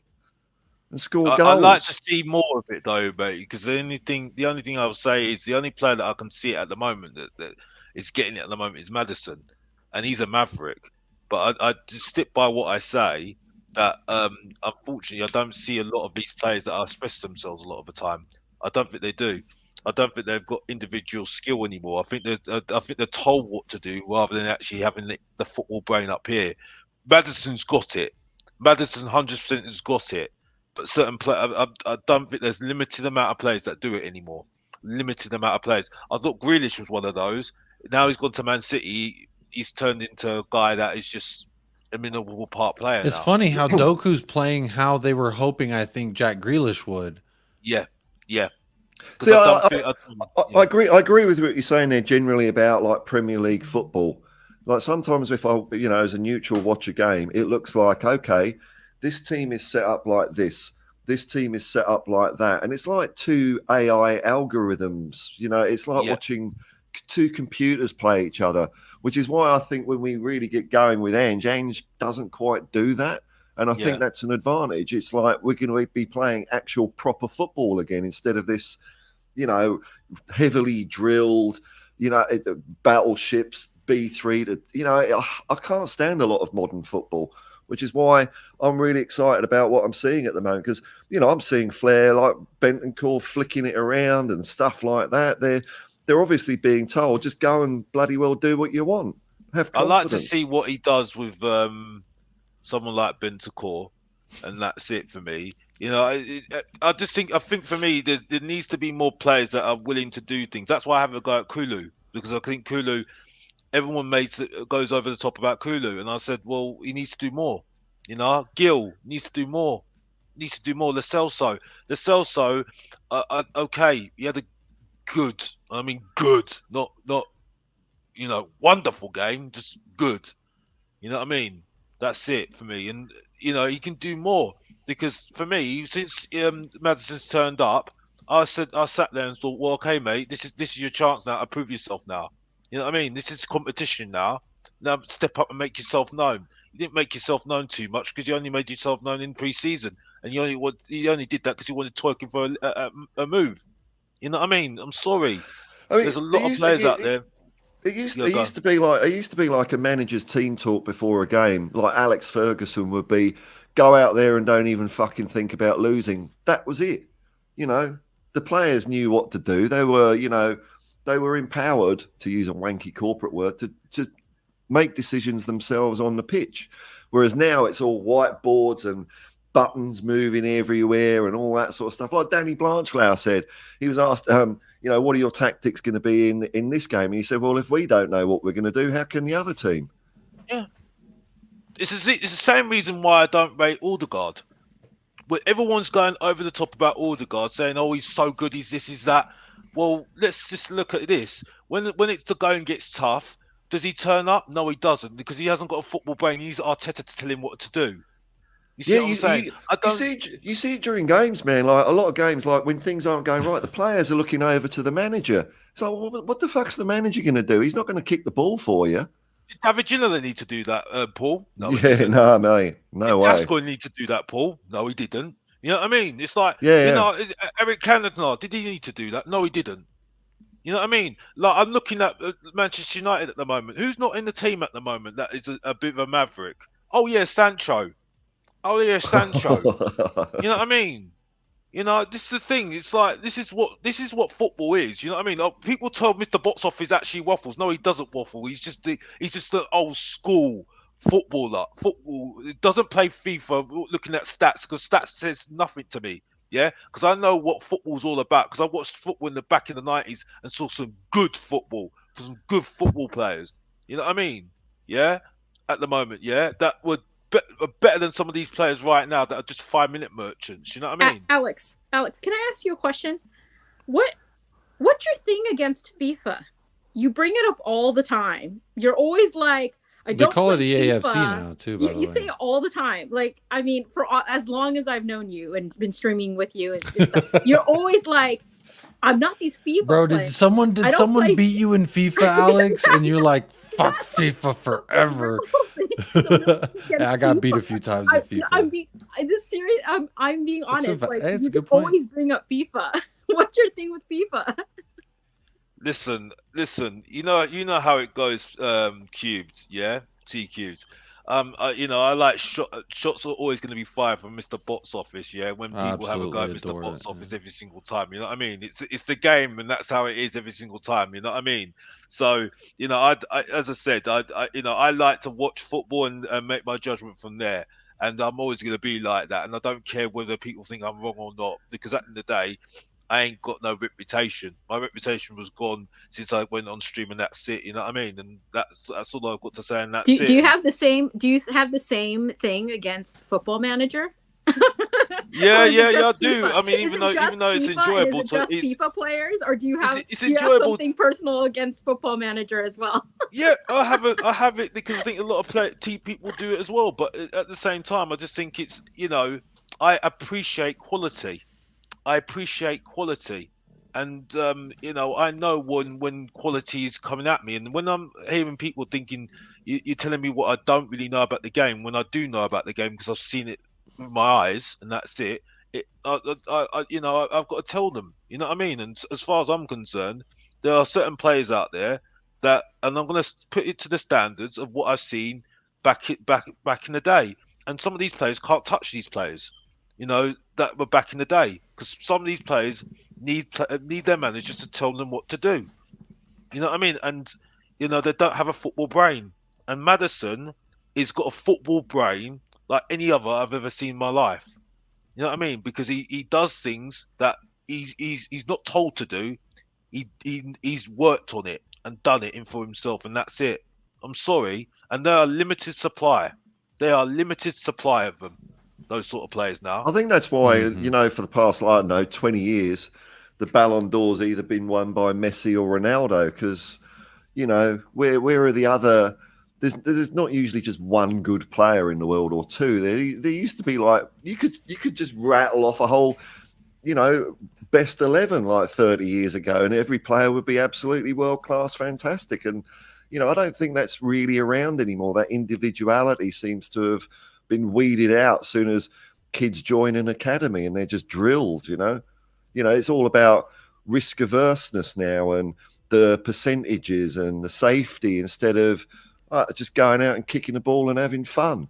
Yeah. Hey, big up to Vindaloo. I've seen you chatting a whole bunch of the chat. You came into hostile territory and you came in swinging. I absolutely respect this. So Vindaloo, big up yourself. Don't worry about the all caps. If you see United Spurs of America in chats, I'm typically in all caps because I don't give a fuck. It makes people feel weird, and I like that. That's the kind of guy I am. So big up Vindaloo. Always keep it respectful. Maybe don't call me lady like. Just call her cute. Just a little bit. Hang back about the lady. Lady is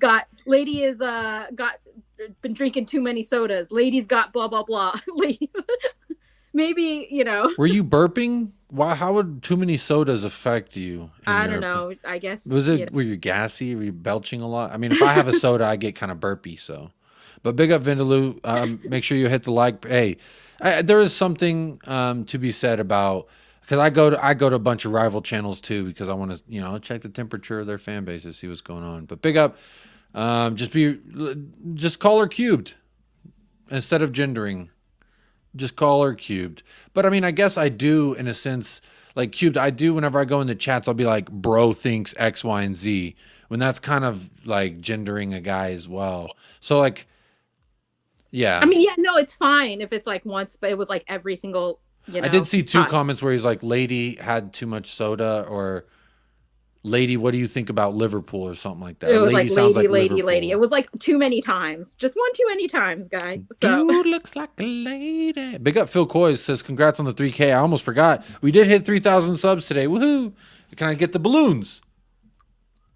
Can I get the balloon? Yeah! I got the balloons. Oh, that was great timing because earlier it was making me look like a fucking idiot. But hey, we're here on 2 hours. I wonder what it gives for a middle finger.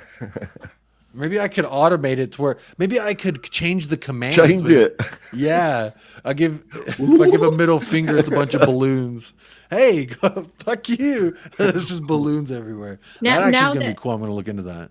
Now that you all hit 3K, can you ask Michael to stop abandoning give up Rangers for Texas Rangers? Give up damn baseball. I know. He'll never give up baseball. You know what he said? Rangers. He was like, "It's just nice to have one of my teams finally win something." So he's enjoying the World Series. Look, I tuned in on my birthday because it was if they win, they won it all, and it's the first time in Texas Rangers history. I don't really follow baseball, but I was big on there was back-to-back World Series. So basically the Rangers basically went to the Champions League twice, the final twice in a row, but lost it both times on the very last minute of the very last kick of both very last. It was almost like the Texas Rangers were cursed. I remember being like, yeah, I'm done watching this fucking sport. The 2 World Series finals, Game 7, all you have to do is get a strike, and they did not. They were unable to do that. So, but baseball's kind of boring anyway. They did speed it up, I heard. I don't know. I don't watch it, so I wouldn't know. Doku's probably the best at 1v1s. Yo, real quick, another winger who just got back onto the map again, Michael Olise from Crystal Palace. First game back after a bad hamstring injury, I think it was, or something with his knee. Scores an absolute banger. Does what I would love for a right winger at Tottenham Hotspur to do, which is be versatile, have pace, and be able to fucking finish your shot. Now, I've seen Kulusevski shoot and score from the same spot, so he should be able to, but he's not able to. But I do want to just say, yeah, man, Olise, what a good winger. I think he's one of those wingers who can take on his man as well with the dribble. That's what I love about Doku because he's so refreshing to see as a winger because he is a guy, like what I loved about St. Maximin as a winger was he has pace and skill on I know I've listed some wingers in my lifetime that people are like, this guy's fucking awful. But they all say that because of their end product. Adama Traore, same thing. You give him the ball, you don't know he's going left, he's going right, and he has so much pace, you have to prepare for both. And Alan St. Maximin has enough ball dribbling skills to say, to make it very hard to know where he's going to go and what he's going to do next. So, I love those kinds of wingers. Matoma. Matoma's fun. He's a great winger. Got that same thing about it. Can take on a player, can dribble his ass off, work his way through a bunch of players. Yeah. I would give so much to have Eze. I would love for us to sign Eze. He got injured as well. Came back too soon from his pull, almost like a Bentancur, but without any contact. So that's kind of sad for him as well. But yeah, I am going to go ahead and wrap up the show. But I do want to say real quick, big shout out to everyone in the chat. It has been popping. It has been going. I'm not sure when Michael's back. I'm not sure when. I'll hit him up and tell him, hey, people are asking. We just hit 3K, you bastard. So maybe he'll come on back. But hey, the seat is always here for him. He knows that. We all know that. He'll be back. Look, his name's still in the intro as well. Like if that tells you anything, which it shouldn't because I'm lazy. And even if he did say, fuck you, Jacob, I'm never coming back, I would still keep his name in the intro because how am I going to change the intro to United Spurs of America with your host, Jacob and Jacob? It just sounds better, Casey. Michael and Jacob. And we miss Casey. Yeah, trust me, I miss him helping me do a structured show. That's what I miss. Because you know what? I have not been able to structure. It's hard for me to stay focused, man. This fucking ADHD. I guess maybe I should get medicated. You're going to say it, aren't you? What? Squirrel. Not squirrel. It's not squirrel. It's squirrel. That's a squirrel in a tree. My mind is like a squirrel. My attention span is like a squirrel in a tree. And the trees being subjects and tangents and branches, and you just never know where I'm going. But Can't wait for him to come back. Awesome, Ellie. Happy birthday. Happy birthday, Ellie. I believe we did say happy birthday on the day, but also happy belated. And I hope it's your birthday fucking week. So enjoy yourself, Ellie. Happy birthday, Queen Ellie. Happy birthday to the Queen every single time. Spurs Life says, lady, hear me tonight, because the feeling is just so right when we dance. You know that song? In the moonlight. Oh, that's a great song, Spurs for Life. Great. I'm going to actually listen to that now. Why? Because I got to go pick up dinner in a minute, and I'm going to listen to that track on the way there. That's a good fucking song. Paul, have you heard that song? Is it after the year 2000? I believe it is, yeah. No chance. Oh, okay. Hey, and big up to the 2 people who just unsubscribed to take us down to 2,999 subscribers. That's absolutely hilarious. Brutal. Cancel the party. Oh, that's the balloons. it. I'm deleting the episode, y'all. How am I gonna say the beginning of the show? I'm thanking everyone for the 3K, and 2 hours later is all it took. You made a rookie error, man. You made a rookie error. So you went when it just got 3,001. Okay, party time. I was like, it has to be more than 3,000 before I acknowledge it, and it hit 3,001. So I was like, nice. I'm safe. I've got margin of error. Did it just happen, Jacob? Yeah, I just refreshed. I just refreshed to say thank you to everybody who subscribed. And as I refreshed, I was like, huh, that number looks a lot different now. But hey, that's fun. That's the game you play. It's always like you see live streamers, they'll do like, here's our target subscriptions. And like, as they get up to it, then like 50 people will unsub just for the mayhem. And I respect it. So whoever those 2 bastards are, good one. Good one. That was a good one. That's absolutely a good one. You bastards. Well, that's funny. So it's like, it means you could do another 3K stream tomorrow. Oh, I get to do 2 3K sub streams. Yeah. Hey, there we go. This is a very good point there, Steve D. This is a very good point. Ellie, they really did tomorrow more planned, and it's a surprise as it's my actual birthday today, because it is in the midnight time. So today is technically. Shall we sing happy birthday to Ellie as we sign off the show? I love Ellie, but I don't sing. So Cubed, in the contract that you signed in order to join the show, you said your voice and or singing voice. There you go. Gurgle. I already showed my face, and I don't do that. So was that on purpose, by the way? No, I was just walking up the stairs and I was bumping into things. So Oh, well, I see. Paul here is always pulling the table skirt up and showing the where all the gum stuck to the table. You know I don't show my face. I just I know. I've actually never seen your. That was the first time I've ever seen your face.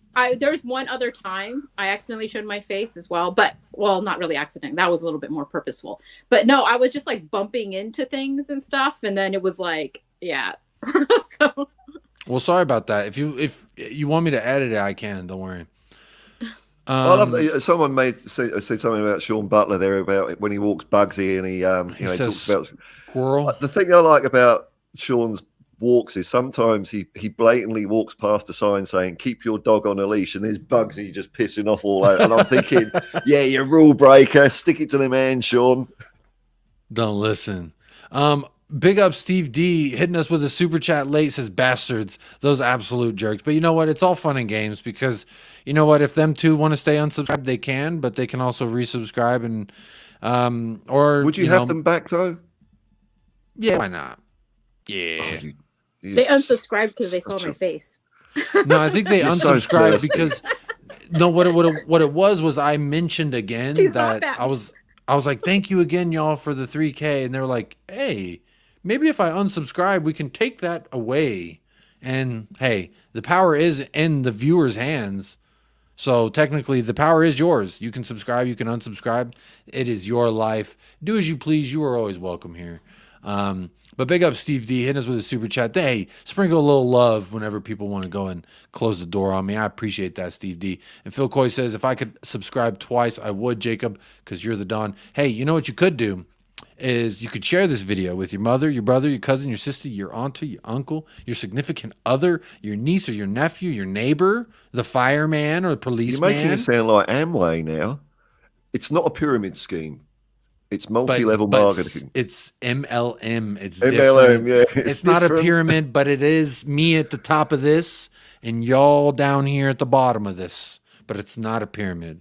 Trust me. But hey, you know what's not a pyramid? My love for the chat. Y'all have been absolutely hilarious today. I appreciate you. Big up Cursor. Good to see you in the house. Hey, a lot of rival supporters here showing love, and I appreciate y'all. I also want to say big up Box Office. You're always welcome, my friend. So thank you for coming on today and sharing your thoughts. Do you have any final thoughts on where the people 3,000 subscribers, Jacob. Oh, thanks, man. Yeah. Appreciate that. Yeah. So yeah, it's Alex's channel is in the description of this video, so if you're not subscribed, I highly recommend it. Again, whether you agree or disagree with Alex, support all your content creators, Spurs, no matter who they are, because look, they give you time, effort, opinions, energy, and for me anyway, I give love as well. So go subscribe. It's in the description. You got anything coming out for the people? I know you dropped a video this morning for me. I saw something on your channel. I was watching your reaction to the Villa game. But is there anything coming up that you wanted to tell the people about? Well, I'm trying to do less reactive content at the moment because I'm getting bored talking about Tottenham, and I need a longer term view on this rather than reacting every single game at the moment. So I'm trying to do less reactive content. You know how it goes with the best, the worst, and the bang average top 5 Tottenham history, and I'm working on that. Where you'll see a different side of Mr. Box Office, not just criticizing Tottenham, actually giving you some, some positives and actually things that I loved about Tottenham Hotspur, but also some bang average and some bad. I like that show title that you had that you were running with. I think you were doing live streams. Was the good, the bad, and bang average. Yeah, that's what I'm that's working on. Fucking gold. Keep working with that. Giving up. And there will always be a time when Mr. Box Office Unleashed will be turning up soon, because there's always people that say something stupid, or I hear something, and then Mr. Box Office needs to unleash, and that's when Mr. Box Office is alive, and that's it. So alive and kicking, and that's it. So, I'd say just keep it locked in.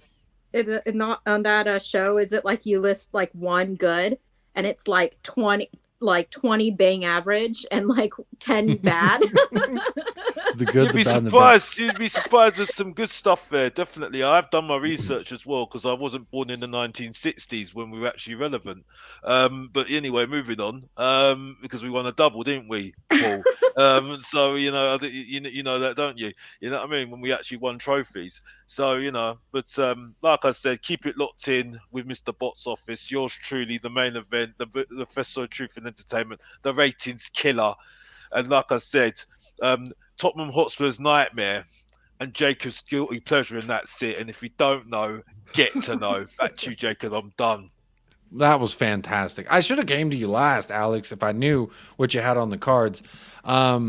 Cubed, you don't have anything to plug, so I'll just say thank you very much. It's always great to see you and hear you. Again, a founding father, as I misgender you live on air. You are a founding father of this channel. Yes, so thank you. I called myself a founding father, so I'm just waiting for that inclusion in the United Spurs of America Rushmore. What would United Spurs of America Mount Rushmore look like without a fucking Lego Batman face? So exactly. Because if you go back into the archives of this channel that is now at the esteemed 2,999 subscriber count, you can find C Cube there. You always used to come on the Pop Up with Jacobs whenever I did those. I stopped doing those because I saw what happened to Colin with Talking Ball. Shout out Colin with Talking Ball. Go subscribe over there if you haven't. But he was posting the link for everybody, kind of like how I used to do. And a guy was showing some not very pleasant things to see live on air. So I said, maybe I'll stop doing those Pop Up with Jacobs, and maybe I'll bring them back for members. I'll turn the Pop Up with Jacob into a member show or something. But I hate the paywall. You have to be very careful. You have to be very careful with that. I don't mind trolls, but that sort of thing you have to be so careful, because I saw something with Toby a couple of years ago, and I just thought, nah. I did that. Yeah, you gotta be careful. That was unfair. That was really harsh with him. I've got to be honest. You know what I mean? So I absolutely agree with you on that one, to be honest with you. 'Cause you have to be very careful. People try it sometimes, don't they? You know what I mean? try and act sweet. Paul, the Hotspur hippie, also in the description of this video. Do you have anything you want to tell the people about? Are you streaming later today? I might do. I mean, you should have put me after Alex. I mean, you know, he's there freestyling, and I'm just like going, yeah, come to my channel. I do stuff. You know, I will say this. I like your little videos that you upload because it was a perfect amount of time. I said, I'm only going to do 12 to 15 minutes of dishes today. And it was the perfect amount of time to listen to you talking about the match. And half the time I'm doing that, man, you know, half the time I'm doing it and I can see the counter and I'm trying to get it around 10, 12 minutes. And I'm thinking, oh, yeah, I want a good roll here. All right, let's wrap it up. And I'll look at the timer. It's like 1 minute, 30 seconds. Like, oh, for fuck's sake, I've got to keep going now. It's like that sort of quality is what's on my channel. Yeah, you can only find that at the Hotspur Hippie, so go subscribe if you haven't already. And it looks like we're back up to 3K, Zapur, so big up Zapur for helping us get back up to our 3K. But that's going to do it, y'all. Again, episode number 102 of the Untitled series. It was the 3K/2,999 celebration show, as well as vibes from the day after. You know, I like to try and bring something to try and just check in with everybody. You know, the day after. So make sure you're subscribed to everyone on the panel. Make sure you're loving everyone you see and everyone coming up. But look, that's going to do it for, I already said that. Shit, I'm fucking up the sign off. So as always, folks, stay blessed, stay fresh, up the lads. And there you go. Come on, you Spurs. Wait, I got to go to the other side.